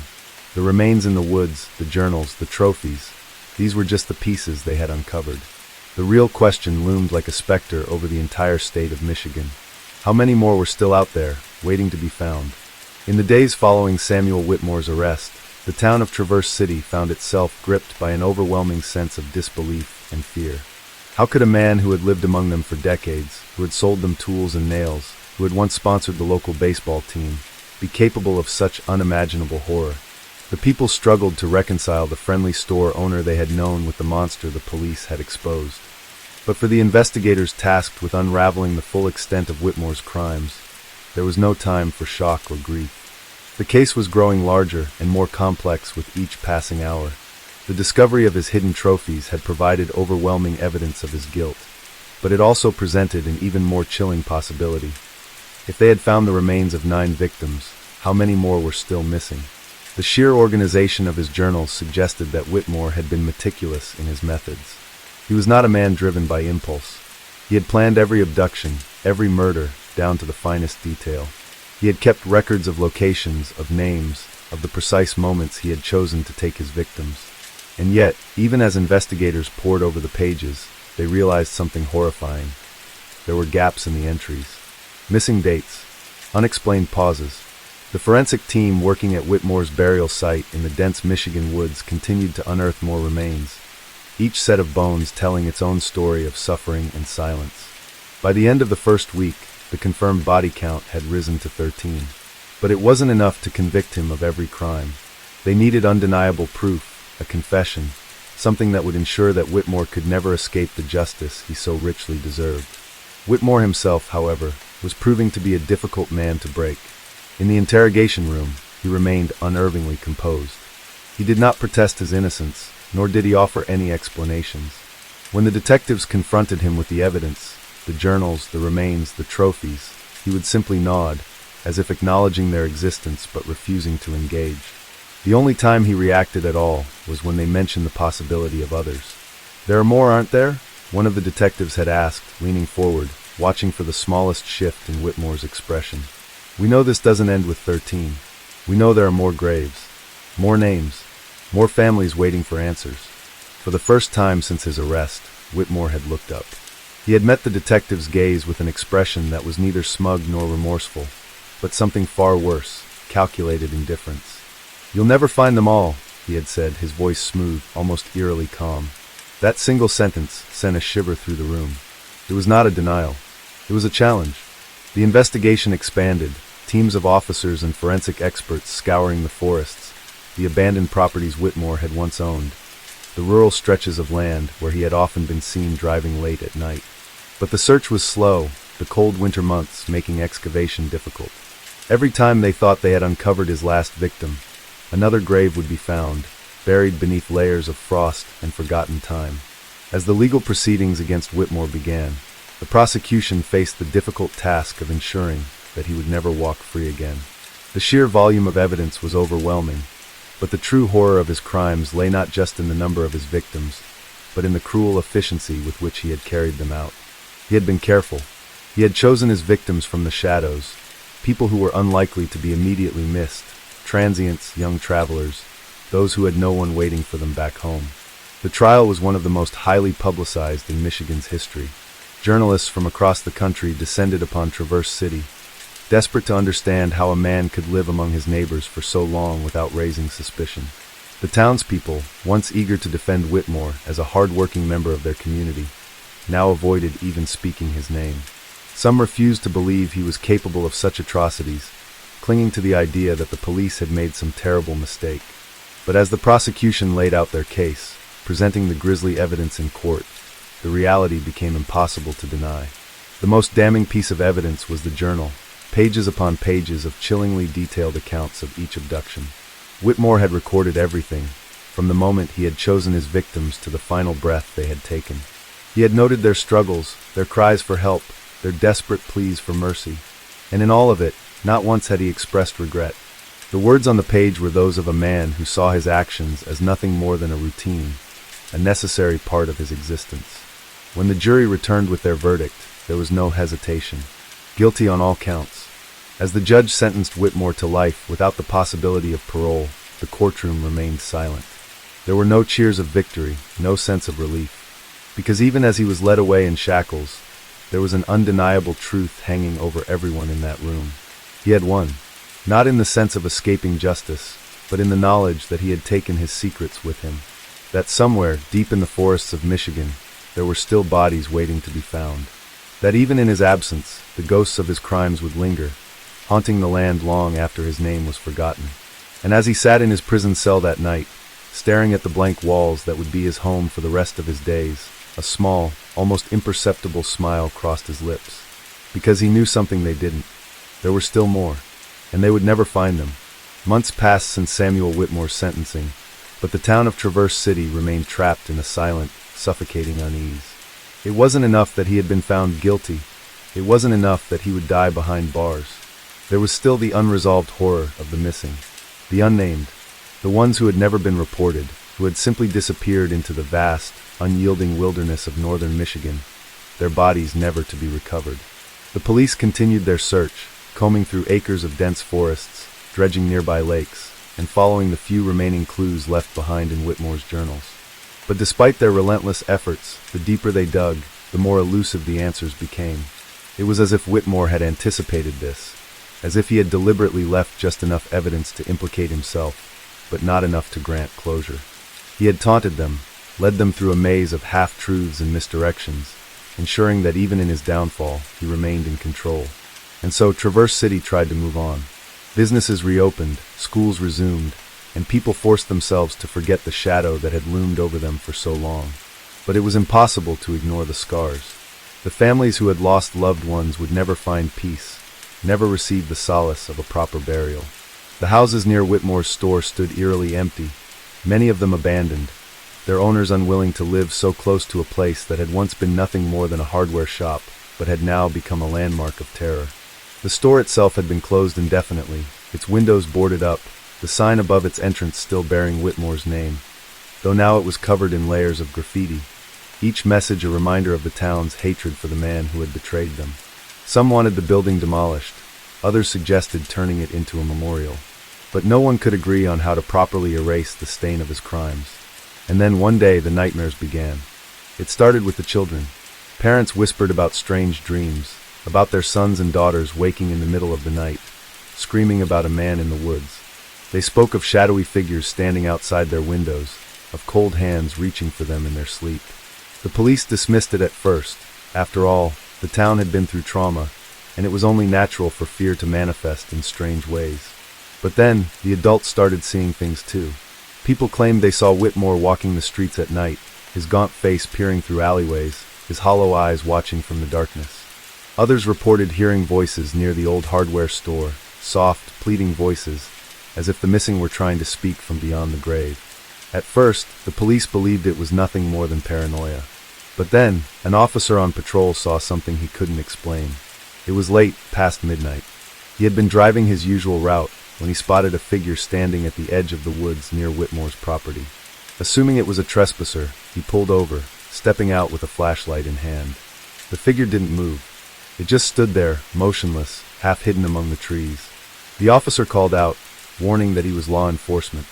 Still, the figure didn't respond. But as the officer stepped closer, his heart froze.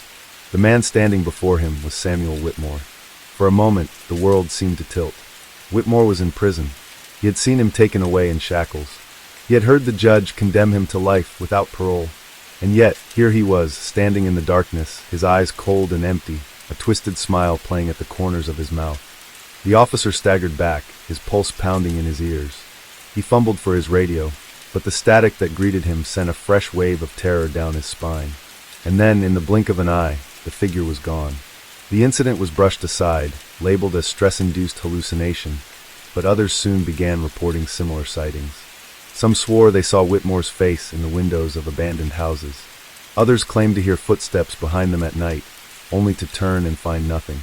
It wasn't long before the town fell into a quiet panic, with people locking their doors earlier than usual, unwilling to be outside after sundown. Rumors spread like wildfire. Some believed that Whitmore had died in prison, and his spirit had returned to haunt the town. Others were convinced that he had left behind some kind of evil presence, something far worse than the man himself. But there were a few who suggested something even more terrifying. What if he hadn't been working alone? It was an idea the police had considered before, but no evidence had ever surfaced to suggest that Whitmore had an accomplice. Yet, the thought lingered. If there was someone else out there, someone who had helped him, someone who had continued his work. It would explain the strange occurrences, the eerie sightings, the feeling that even though Whitmore was locked away, the horror was far from over.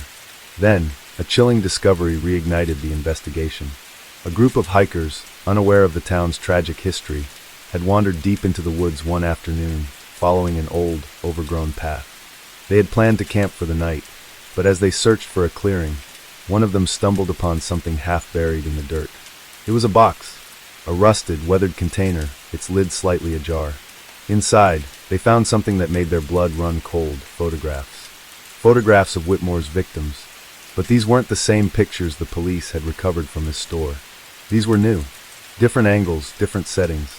Some showed faces that had never been identified, people who had never even been listed as missing. And at the bottom of the box, scrawled in Whitmore's unmistakable handwriting, was a single message: "You will never know how deep this goes." The hikers wasted no time contacting the authorities, and within hours, the scene was swarming with officers. The box was taken in as evidence, the photos analyzed, the area thoroughly searched.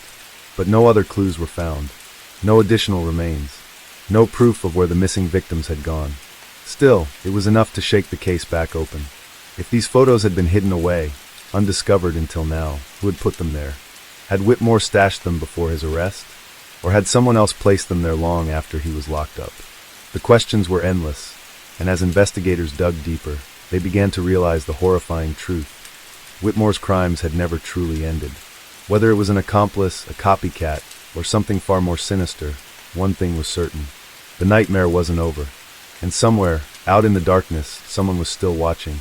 The discovery of the photographs sent shockwaves through the town once more. The idea that Whitmore might not have been acting alone was terrifying enough, but the possibility that his crimes were continuing, long after his imprisonment, was something no one wanted to accept. The authorities knew they had no choice but to reopen the investigation. The FBI was called in again, their behavioral analysts poring over every scrap of evidence, revisiting every interview, every recorded statement Whitmore had ever made. Local police went back over his known haunts, revisiting places they had long since combed through, hoping they had missed something, anything that could explain the presence of those photographs. And yet, the deeper they searched, the more they realized just how little they truly knew. For weeks, officers traced every known associate of Whitmore's, every customer who had frequented his hardware store, every drifter or stranger who had passed through town in the years leading up to his arrest. They questioned his former employees, old business contacts, even distant relatives who had long cut ties with him. But no one could offer anything substantial. No one had noticed anything suspicious, at least not enough to suspect that Whitmore had been working with someone else. Then another clue surfaced. A forensic analyst, going over the old case files, noticed something strange in one of the crime scene photos taken from Whitmore's basement. At first glance, it seemed unremarkable: a stack of old, tattered notebooks, some with pages torn out, others covered in indecipherable scribbles. The police had dismissed them as the ramblings of a madman, disorganized thoughts scrawled without any real coherence. But the analyst noticed something the original team had overlooked. In the margins of one of the notebooks, Whitmore had written something over and over again.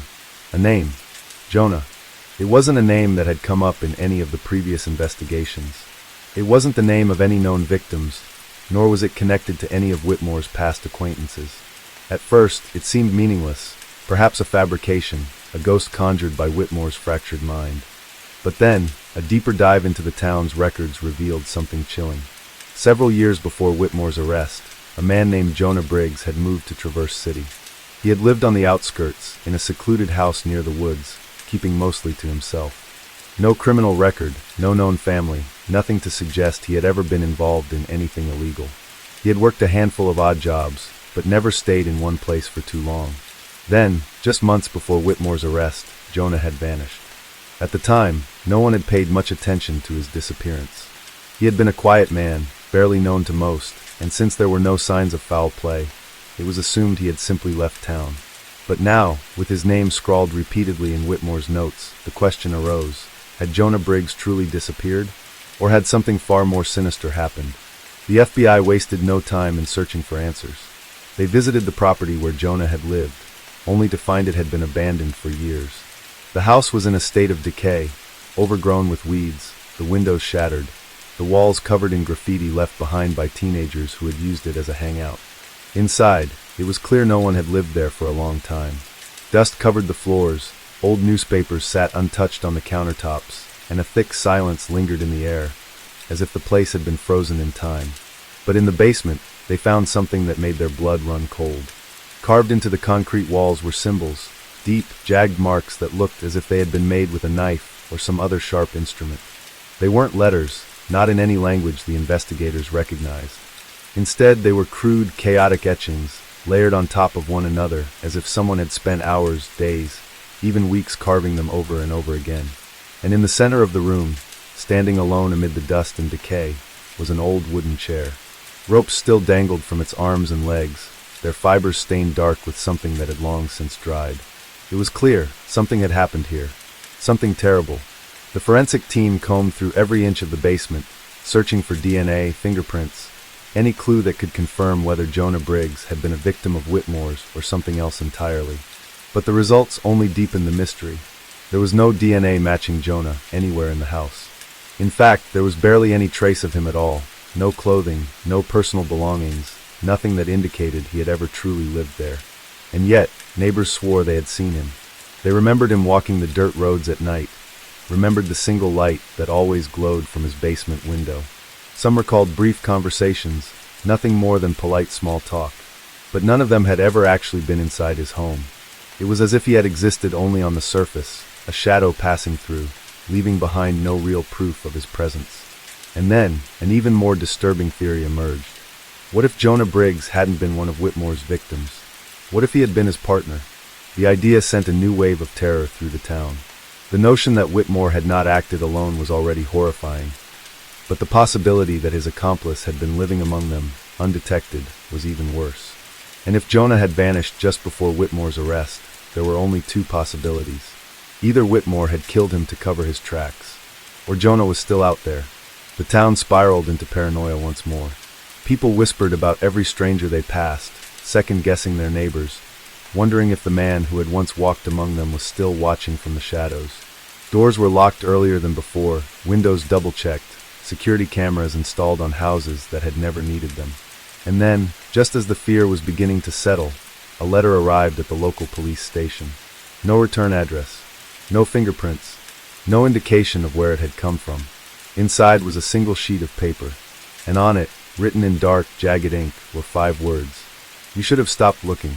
The case had just taken a new turn, and whoever Jonah Briggs was, he wanted them to know he was still in control. The letter sent a chill through the entire department. For a brief moment, the room was silent as the officers and detectives processed what they were seeing. The handwriting was erratic, the ink smeared in some places as if written in haste or with a trembling hand. There were no fingerprints, no fibers, no indication of who had sent it. The only thing they knew for sure was that someone out there was watching them, and they wanted the investigation to stop. But stopping was no longer an option. The FBI ordered an immediate forensic examination of the letter, testing it for any trace of DNA, any residue that might indicate where it had come from.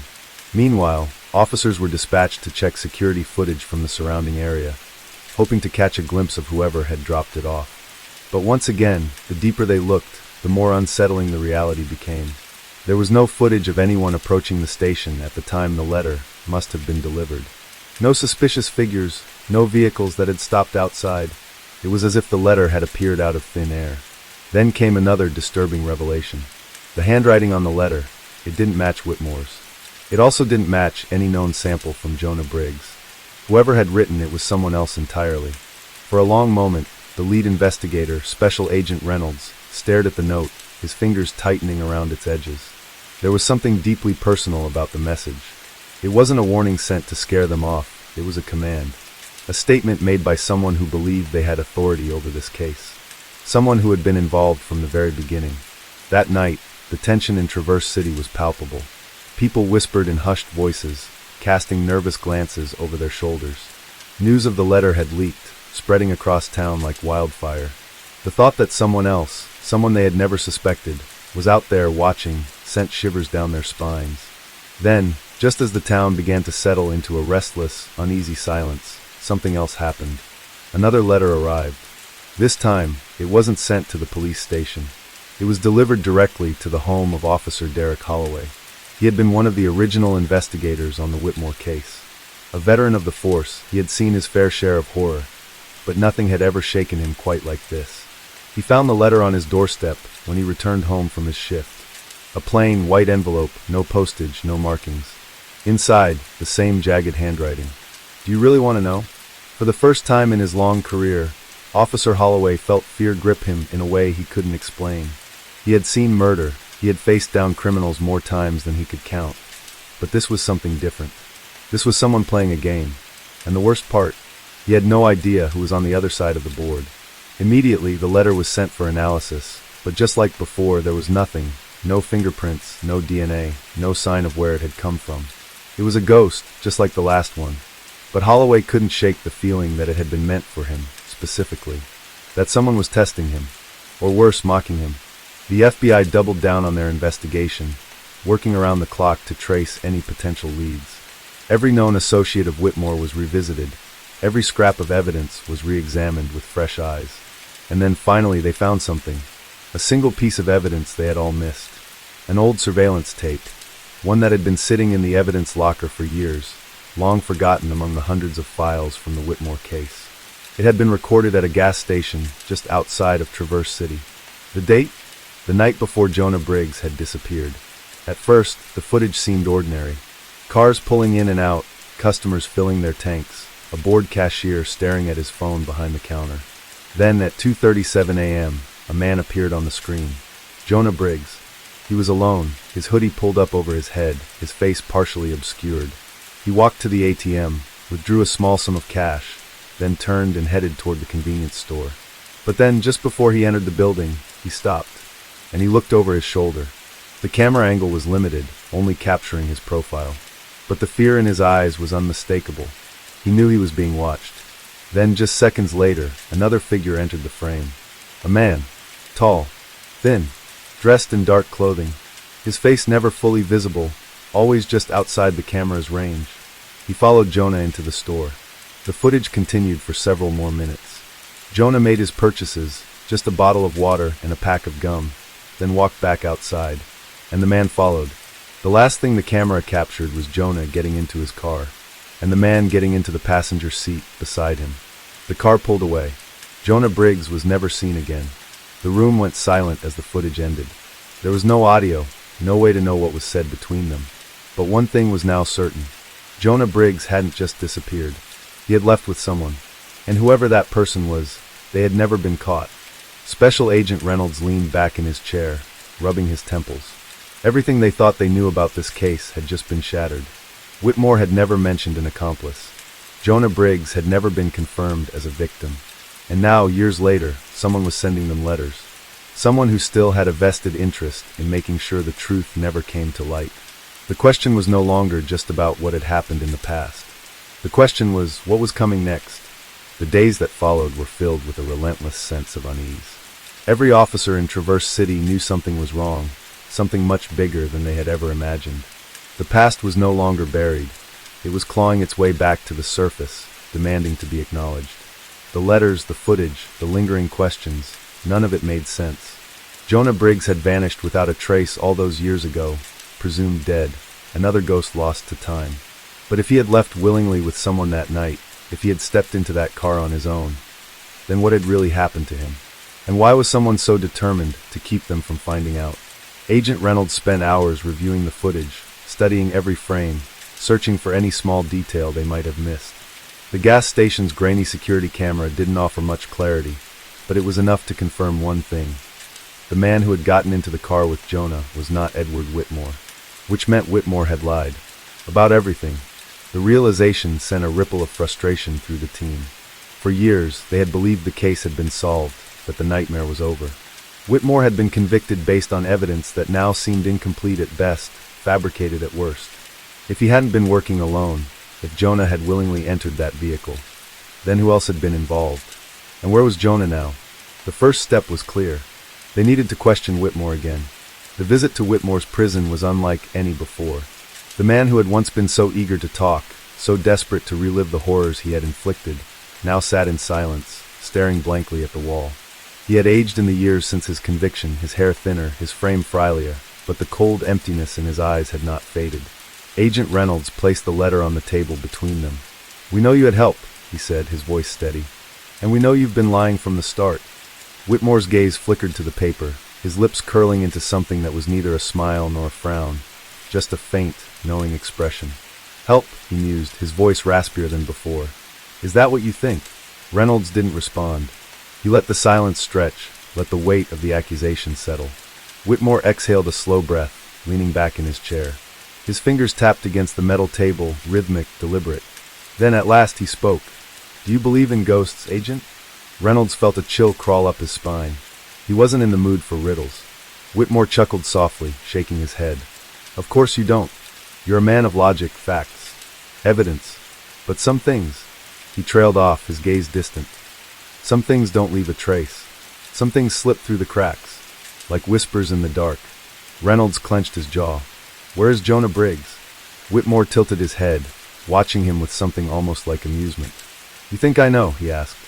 "After all this time?" "You knew him," Reynolds pressed. "You lured him in. You were the last known person to contact him before he disappeared. But we have proof that he wasn't alone that night. So I'll ask again, who was with him?" A long pause. Then Whitmore smiled. "Wouldn't you like to know?" Reynolds fought the urge to slam his fist against the table. This wasn't getting anywhere. Whitmore was playing games, the same way he always had. But there was something different this time. A flicker of something behind his eyes. Fear. Not fear of getting caught, not fear of losing control. Something deeper. Something real. Reynolds narrowed his eyes. "You're afraid," he said, testing the theory. "Not of us. Not of prison. But of whoever helped you back then. You think they're still out there, don't you?"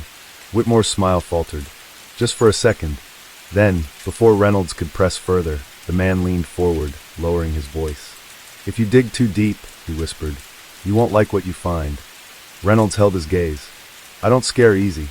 Whitmore chuckled again, shaking his head. "No," he agreed, "but maybe you should." The visit ended without any real answers. But Reynolds left with something far more unsettling. A feeling. A cold, creeping certainty that whatever had happened to Jonah Briggs, whatever truth lay buried beneath years of silence, it was worse than they had ever imagined. And someone somewhere was still watching, still waiting. And they weren't done yet. Case 5. In the late summer of 1998, under the sweltering Nevada sun, a man named Robert Bobby Callaway became a ghost. Not in the literal sense, but in a way that law enforcement found just as perplexing. He managed to weave himself into the fabric of the desert, leaving behind only whispers of his existence. Bobby Callaway was an enigma, a man with no past, no future, and no clear purpose other than surviving by whatever means necessary. He had no birth records, no employment history, and no known family. What he did have, however, was an uncanny ability to blend in, to slip through the cracks unnoticed. For years, he roamed the outskirts of Las Vegas, moving between transient motels and rundown trailer parks, taking odd jobs when needed, disappearing when necessary. People who met him rarely remembered him beyond the brief transactions they shared. A mechanic who once fixed his car, a bartender who served him whiskey on a lonely night, a pawnshop owner who bought a watch from him that wasn't his to sell. But in the fall of 1998, everything changed. Bobby Callaway did something that would ensure he would never be forgotten.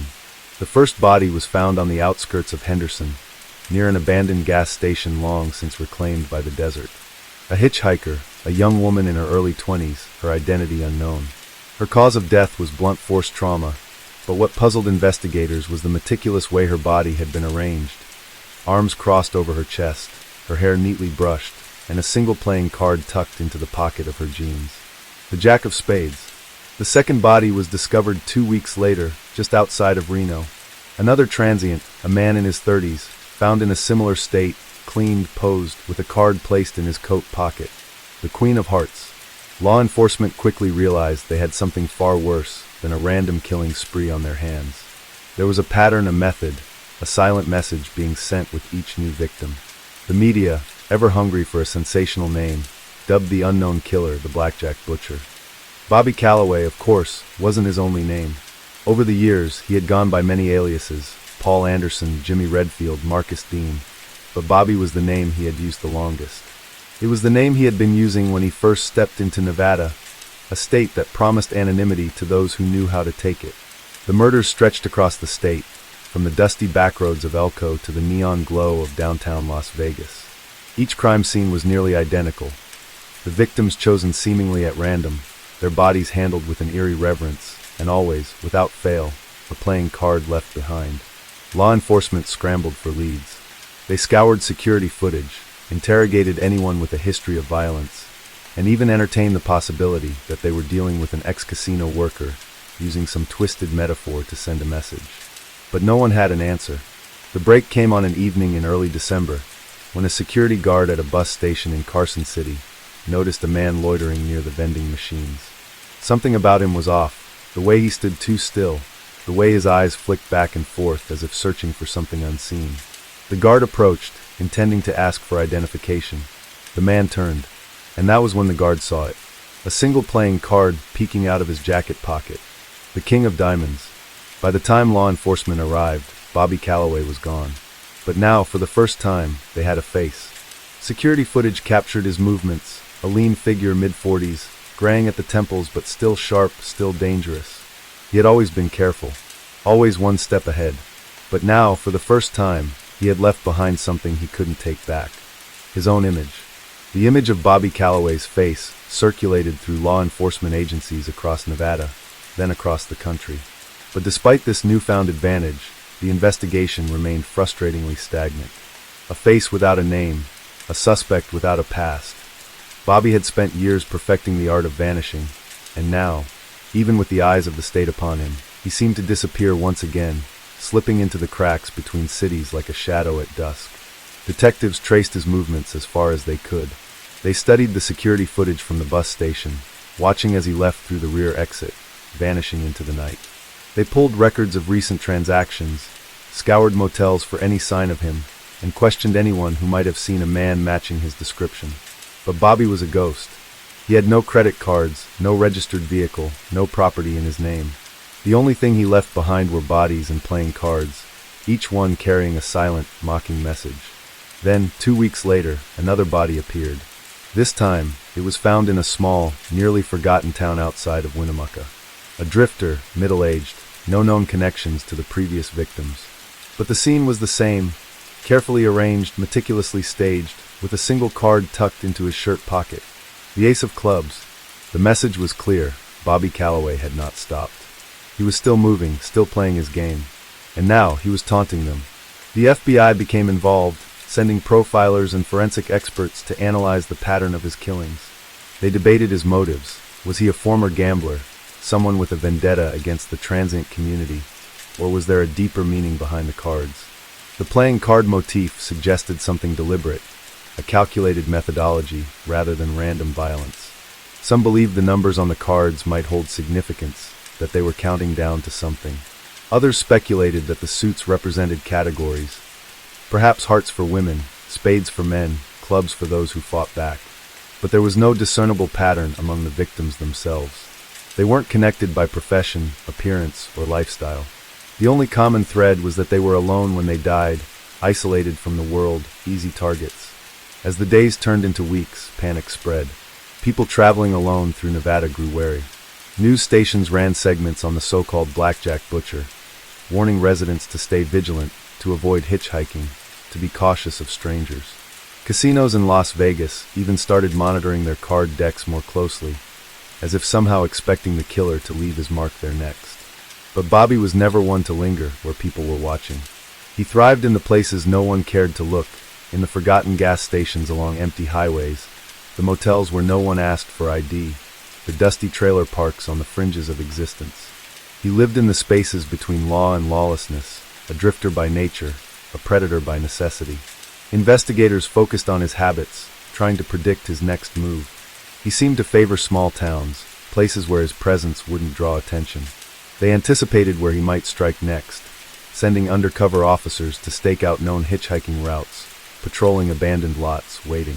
And then, just when they thought they were closing in, he changed the game. A letter arrived at the Nevada State Police headquarters. No return address, no fingerprints, nothing that could be traced. Inside, a single playing card, the Joker. No body, no victim, just a message. Bobby was watching them. and he was daring them to keep up. The arrival of the Joker card shifted everything. It was no longer just a string of murders. This was now a calculated game of control, a battle of wits between a faceless predator and the law enforcement agencies struggling to catch him. The FBI had seen taunts like this before, but something about Bobby Callaway's methods unsettled them. He wasn't just trying to scare the police or feed his own ego. He was playing with them, moving pieces across an invisible chessboard, dictating the pace of the investigation as if he already knew their next move. Agents analyzed the card for clues, searching for any microscopic fibers, any trace of ink, any distinguishing marks that could lead them to where it had been purchased. But Bobby was meticulous. If there was a mistake, it wasn't in plain sight. The profilers debated the meaning of the Joker. Did it signify a turning point, a warning, or was it simply another way to mock them? Some believed it meant Bobby was preparing for something bigger, perhaps escalating his crimes or changing his pattern entirely. Others feared it was a declaration of victory, a sign that he had already won. But they didn't have time to debate for long. 3 days after the card arrived, another body was found. This time it was different. The victim was an officer. Deputy Marshal Greg Stanton had been part of the task force tracking Bobby Callaway for weeks. He had last been seen leaving his house late in the evening, reportedly heading to a nearby diner. But he never made it there. His patrol car was found abandoned in a vacant lot on the outskirts of Reno, the driver's side door left wide open. They found his body a mile away, propped up against an old billboard, his gun still in its holster. A playing card was tucked neatly into the front pocket of his uniform. The King of Hearts. The meaning was unmistakable. This wasn't just another kill. This was personal. The message was clear. Bobby had been watching them. He had followed one of their own, waited for the perfect moment to strike, and left a mark that couldn't be ignored. Fear turned into desperation. Law enforcement ramped up their efforts, flooding the state with officers, roadblocks, and undercover agents. The governor approved emergency measures, allowing for extended surveillance operations and unrestricted access to state databases. Highways were patrolled day and night, hotels were raided, and security footage from every gas station, truck stop, and diner in a 100-mile radius was reviewed. But Bobby was still a ghost. Then, the break they had been waiting for arrived. An old motel clerk in Elko reported seeing a man matching Bobby's description checking in under a fake name. He had paid in cash, kept his head down, and stayed for just one night before disappearing. But he had made a mistake. He had left behind a single cigarette, but in the ashtray by the nightstand. Forensics ran the DNA against their database, and the results came back in less than 12 hours. Robert Callaway, born in 1979, raised in a small town in Montana, arrested twice as a juvenile for petty theft. No known employment history, no living family members, no official record past the age of 23. It was as if he had deliberately erased himself from existence. But now they had something solid. A name, a past, a trail, however faint, leading back to the man who had been playing with them like pieces on a board. They traced his movements backward, mapping out every location where a similar murder had occurred. The pattern wasn't random. It followed a route, a twisted road that weaved through forgotten towns, abandoned highways, and desolate landscapes. It wasn't just about killing. Bobby was moving with purpose, and now they had to figure out where he was going next.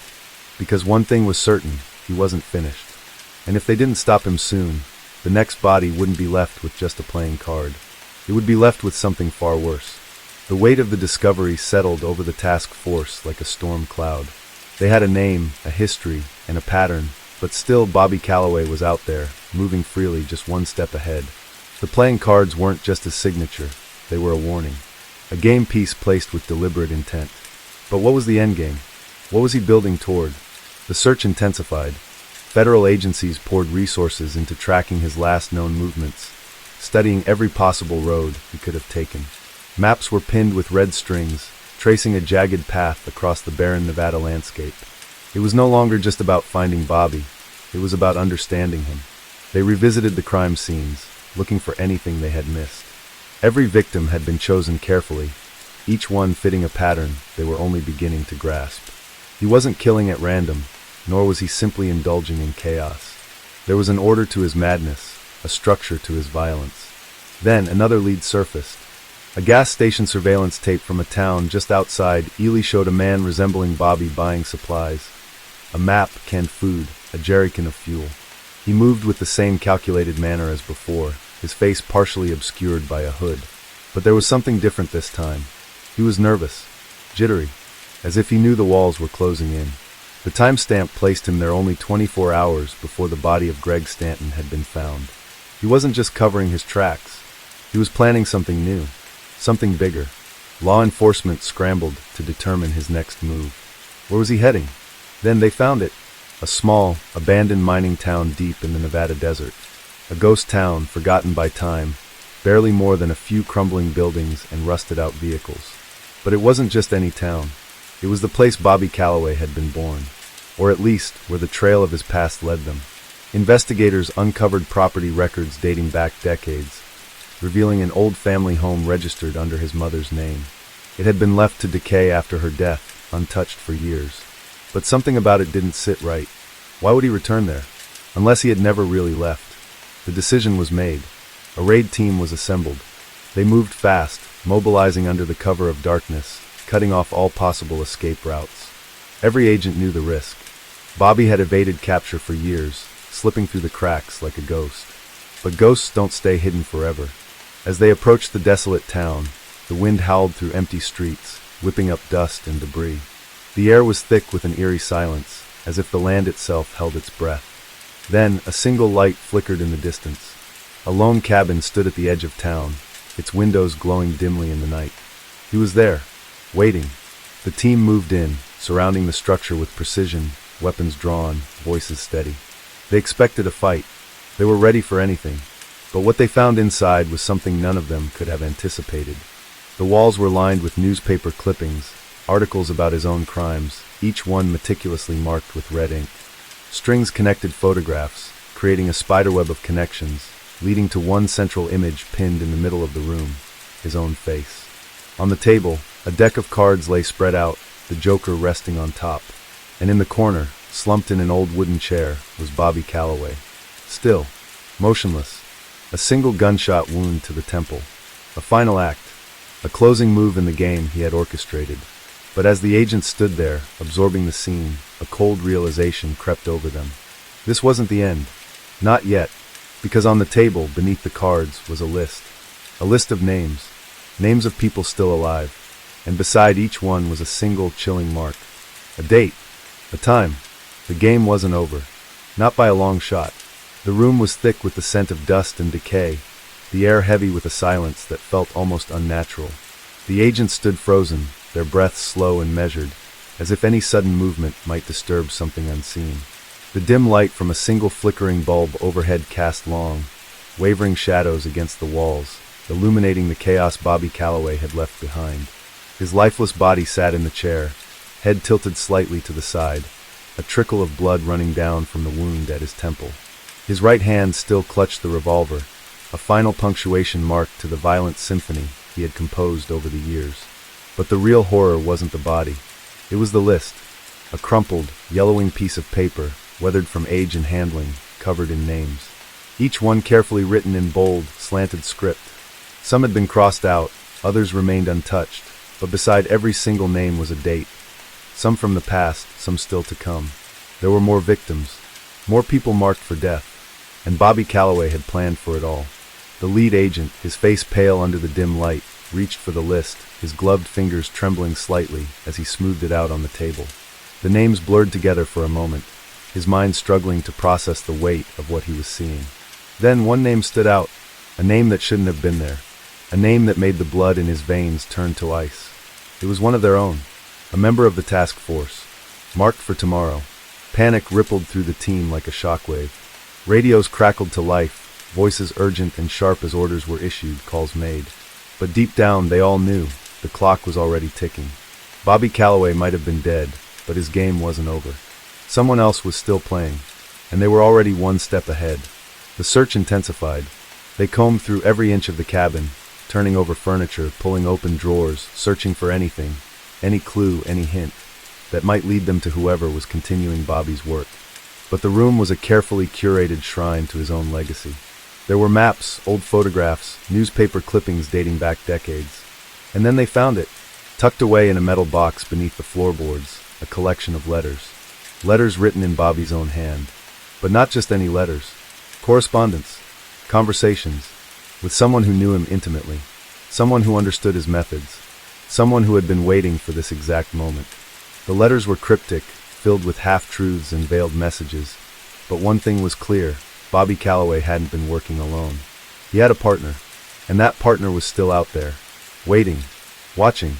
Ready to take over where Bobby had left off. The realization sent a chill through the team. They had been so focused on catching Bobby, so consumed by his crimes, that they had overlooked the bigger picture. This wasn't just about one man. This was something larger, something deeper. And now, with Bobby gone, the real monster was about to step out of the shadows. The letters provided a name, though it was impossible to tell if it was real, or just another game piece in a puzzle that had yet to be solved. But the handwriting was eerily similar to Bobby's, the tone just as methodical, just as precise.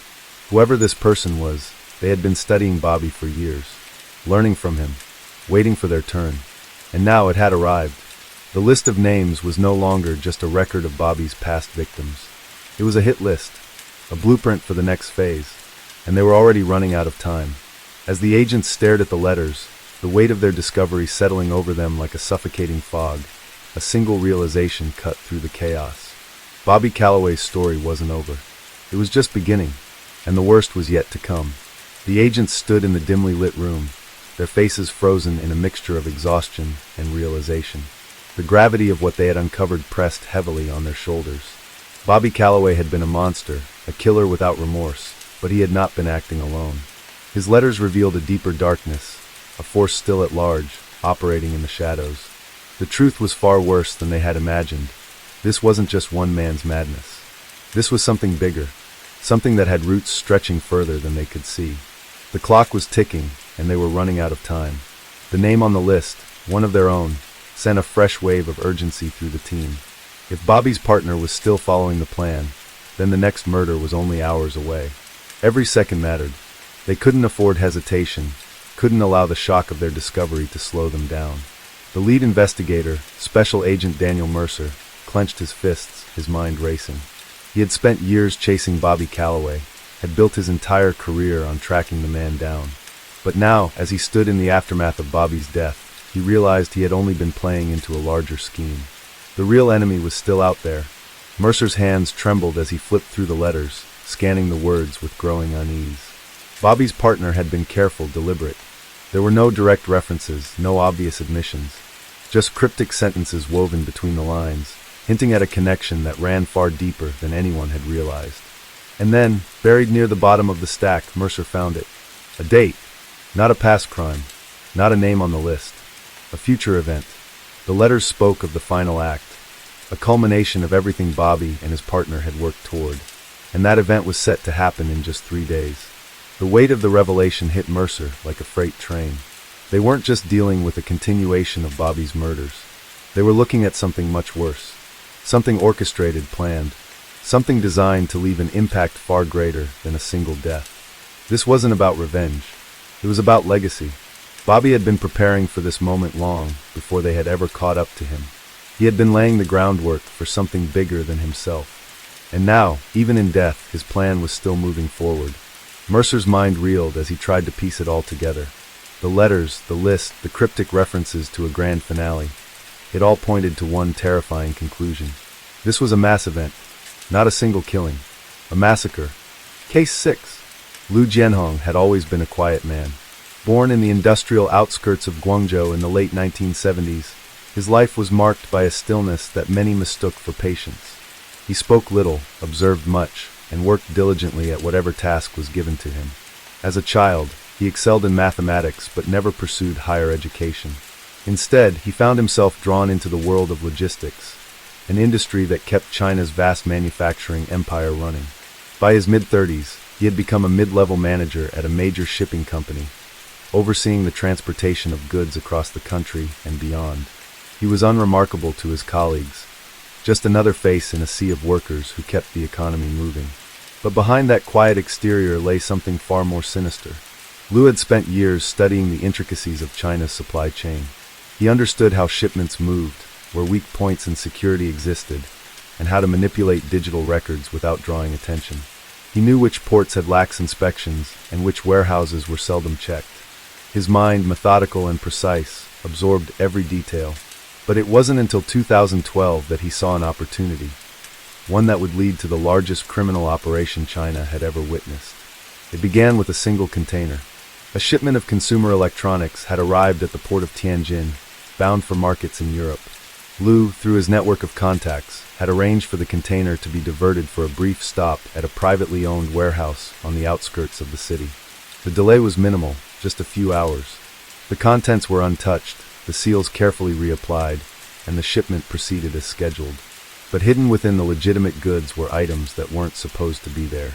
Counterfeit microchips, nearly identical to the originals. The scheme was ingenious. China was the global hub for electronics manufacturing, and the demand for cheaper components was insatiable.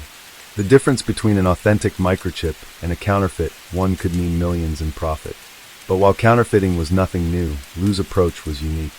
Rather than flooding the market with obviously inferior products, he sourced nearly perfect replicas. Chips that functioned just well enough to pass initial inspections.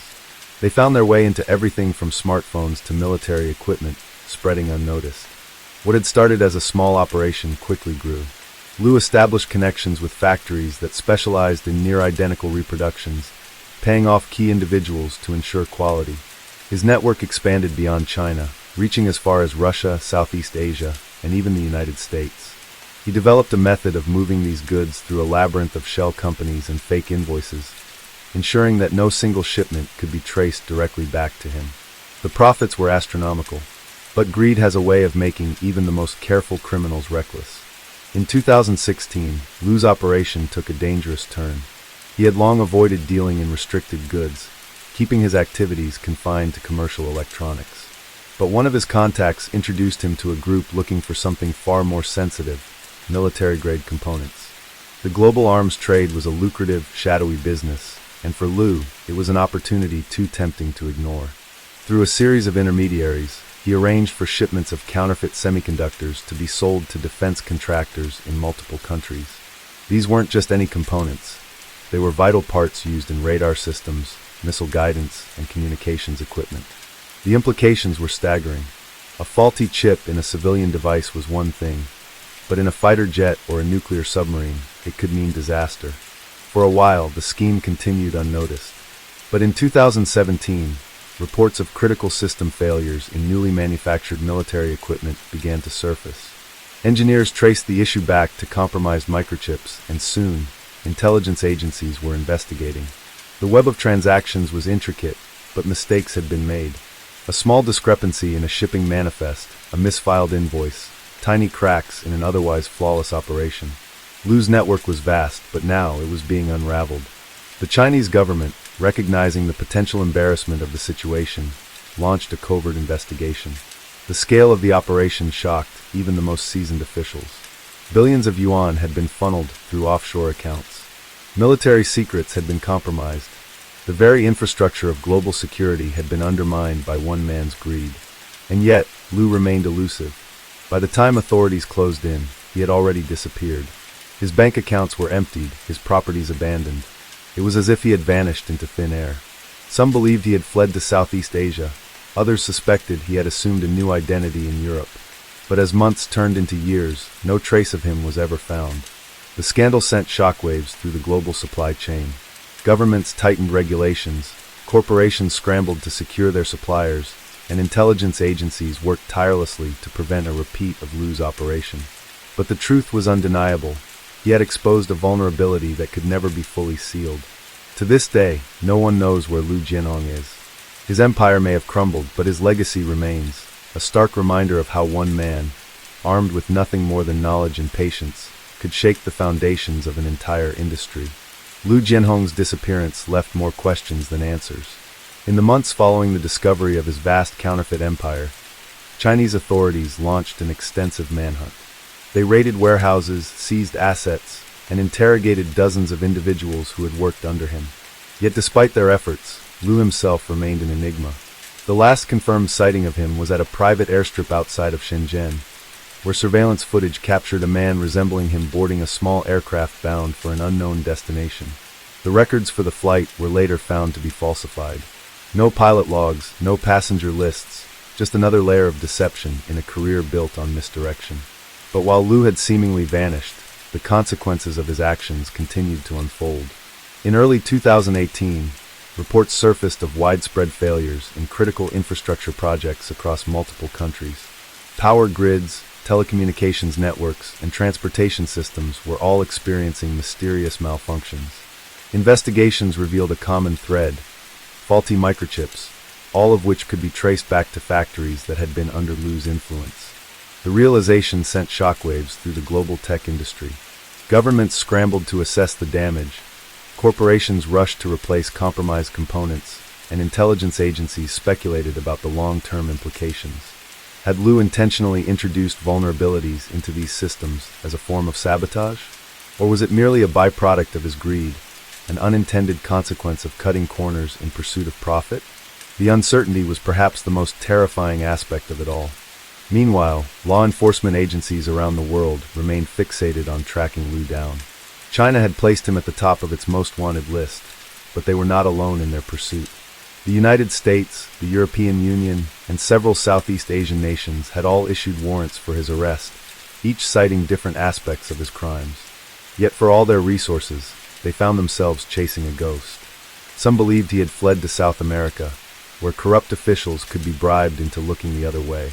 Others theorized he had hidden in plain sight, living under an assumed identity in a remote Chinese village, far from the reach of international law enforcement. A few even suggested that he had met a more sinister fate, that the very people who had once profited from his schemes had decided he was now a liability. But one thing was certain: his empire, though dismantled, had not been entirely eradicated.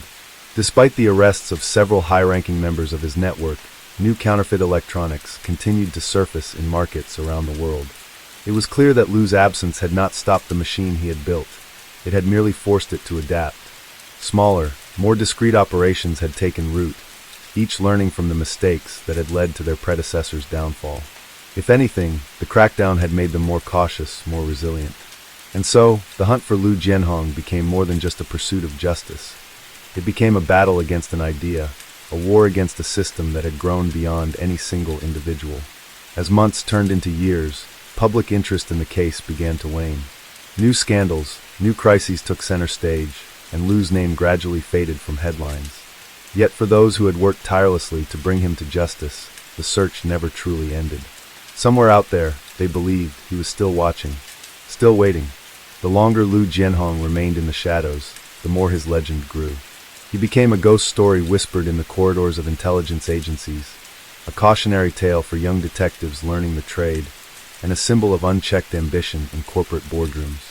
His name surfaced in underground forums, where cybercriminals speculated about his whereabouts, and in news articles analyzing the lasting impact of his counterfeit empire. Some said he had undergone reconstructive surgery, altering his face to avoid recognition.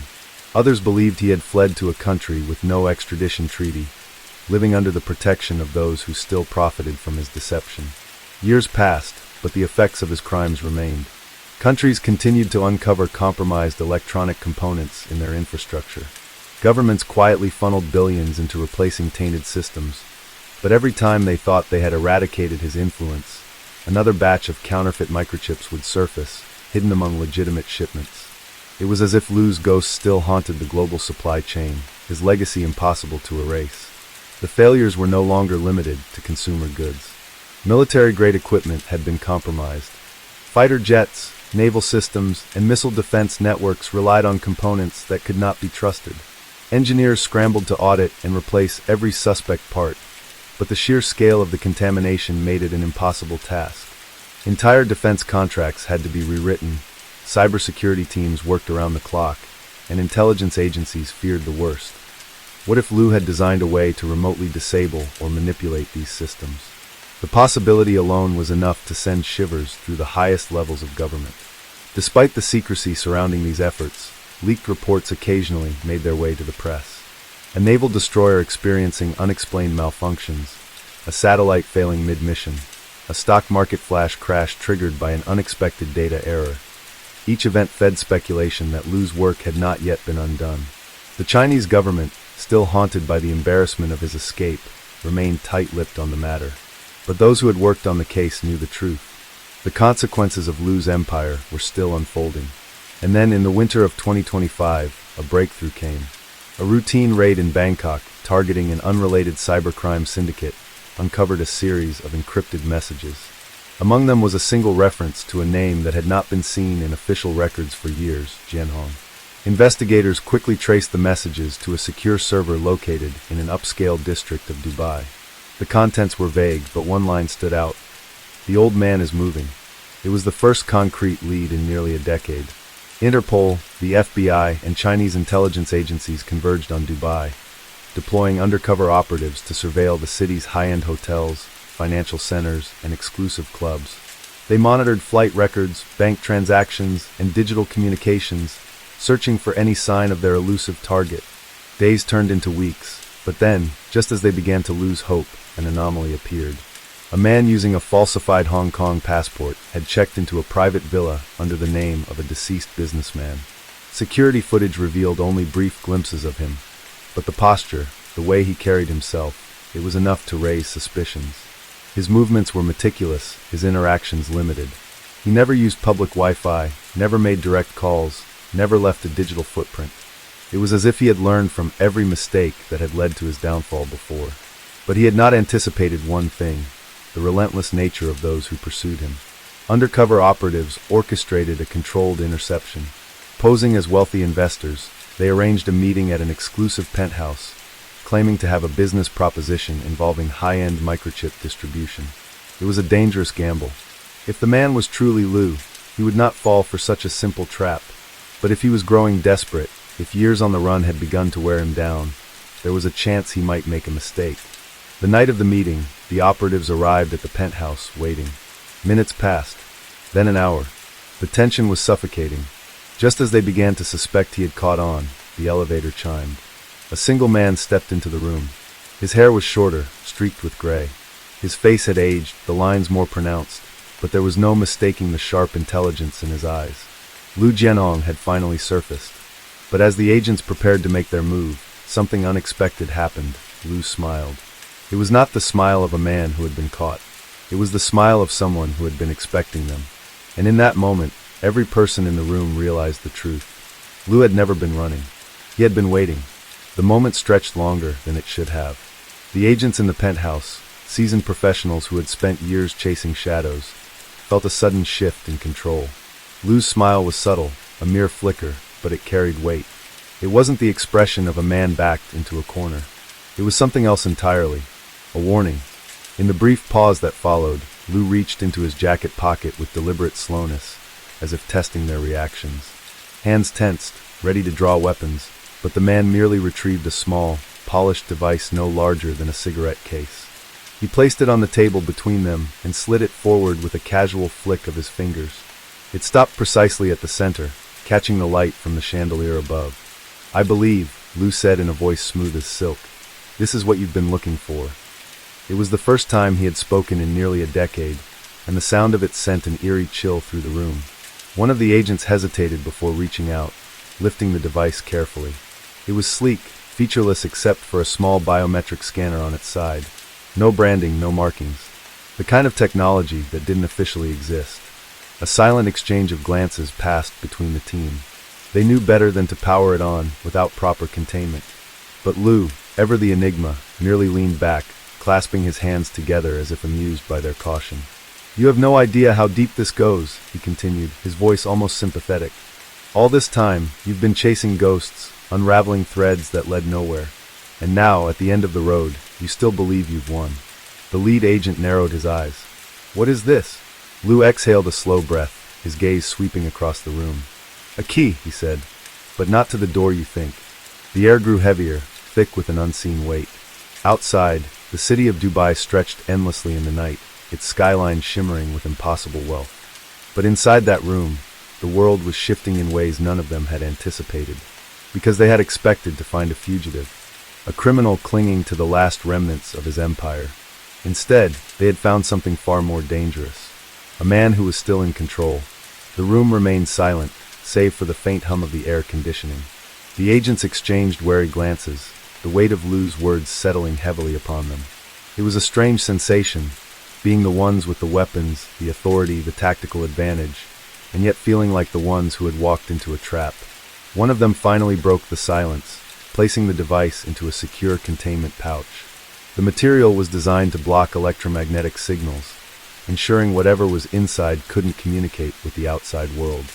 And yet, despite their caution, Lou's smirk deepened ever so slightly, as if he knew something they didn't. "You think you have me," Lou said, his voice still calm, measured. "That's what you've believed all along, isn't it? That if you followed the breadcrumbs, unraveled the web, you'd eventually reach the center and find me sitting here, waiting for you." He let out a quiet chuckle, shaking his head. "But you never asked the most important question." The lead agent clenched his jaw, trying to maintain control of the situation. "And what's that?" Lou leaned forward just slightly, his gaze sharp. "Who left the breadcrumbs?" For the first time since they had entered the penthouse, uncertainty flickered across the agents' faces. They had been so methodical, so precise in tracking him down. Years of intelligence gathering, surveillance, intercepted messages, all of it had led them here. But what if Lou hadn't simply been running? What if he had been leading them? A slow realization dawned, but before anyone could react, a sharp buzz echoed through the room. It was faint, almost imperceptible, but in that moment, every nerve in the agents' bodies went on high alert. The containment pouch. The device inside had powered on. Impossible. The agent holding it stiffened, instinctively tightening his grip. But the damage was already done. The biometric scanner had activated on its own, responding to something none of them had accounted for. Lou remained motionless, watching as chaos erupted around him. The agent scrambled to shut it down, barking orders, but it was too late. The lights in the penthouse flickered, then dimmed. And then outside, the entire city of Dubai went dark. For the first time, Lou's expression changed. No longer amused, no longer playing a game. Now, he simply watched as the world reacted to the inevitable. "You thought this was about me," he murmured, almost to himself. "But it was never just about me." The agents were already moving, switching to backup communication channels, scrambling for answers. But deep down they knew. They had never truly caught Lou. Lou had caught them. The silence that followed was suffocating, thick with the weight of realization. The city's skyline, once alive with the glow of towering skyscrapers, had been reduced to a sea of darkness. A few emergency lights flickered weakly in the distance, but the power grid had collapsed in an instant, as if someone had pulled the plug on an entire civilization. Inside the penthouse, the air had shifted. The agents were no longer in control. They had walked into this room believing they had cornered their target, that they had mapped out every contingency. But now, it was as if the ground beneath them had disappeared, leaving them free-falling into a void of unknowns. Lou remained seated, his face calm, his breathing even. There was no gloating, no arrogance, just the quiet assurance of a man who had seen this moment coming long before anyone else had.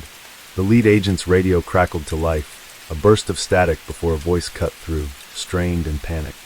"Command, we've lost all external comms. Power grids are down across the entire region. Traffic control is non-responsive. We are blind." Another voice, this one barely holding on to its composure. "It's not just Dubai. Multiple financial sectors worldwide are reporting simultaneous cyber intrusions. Major stock exchanges are frozen. Satellites are malfunctioning. We don't know how far this reaches." The agent turned sharply to Lou, his hand instinctively gripping the weapon at his side. "What did you do?" Lou exhaled slowly, as if pitying the question itself. "You assumed you were hunting a man," he said, finally rising from his chair. "But men are finite. You can kill a man. You can capture him. You can erase him from history." He took a step forward, the dim light casting long shadows against the wall. "What you can't kill is an idea, a movement, a system." One of the agents reached for his earpiece, whispering urgent commands into the void, but it was useless. There was no response. "I told you," Lou continued, his voice steady. "You never asked the right question." The agent's grip on his weapon tightened. "Who left the breadcrumbs?" Lou smiled. "No."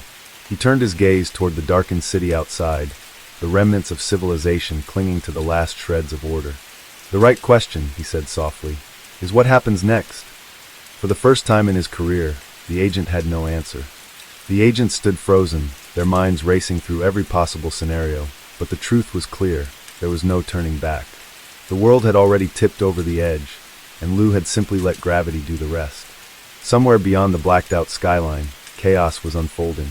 Banks locked out. Government servers breached. The flow of money, power, and influence severed in ways that would take years, maybe even decades, to untangle. And at the center of it all stood one man who had never needed to pull a trigger or spill a drop of blood to bring empires crumbling down. The lead agent's radio sputtered one last message before cutting to silence. "We've lost. The system is gone." Lou stepped past them, unbothered, walking toward the shattered glass doors that led to the balcony. The night air was thick with an eerie quiet, the kind that came before a storm. He inhaled deeply, letting the moment settle. Then, without another word, he disappeared into the darkness, leaving behind nothing but the echoes of a world that would never be the same again.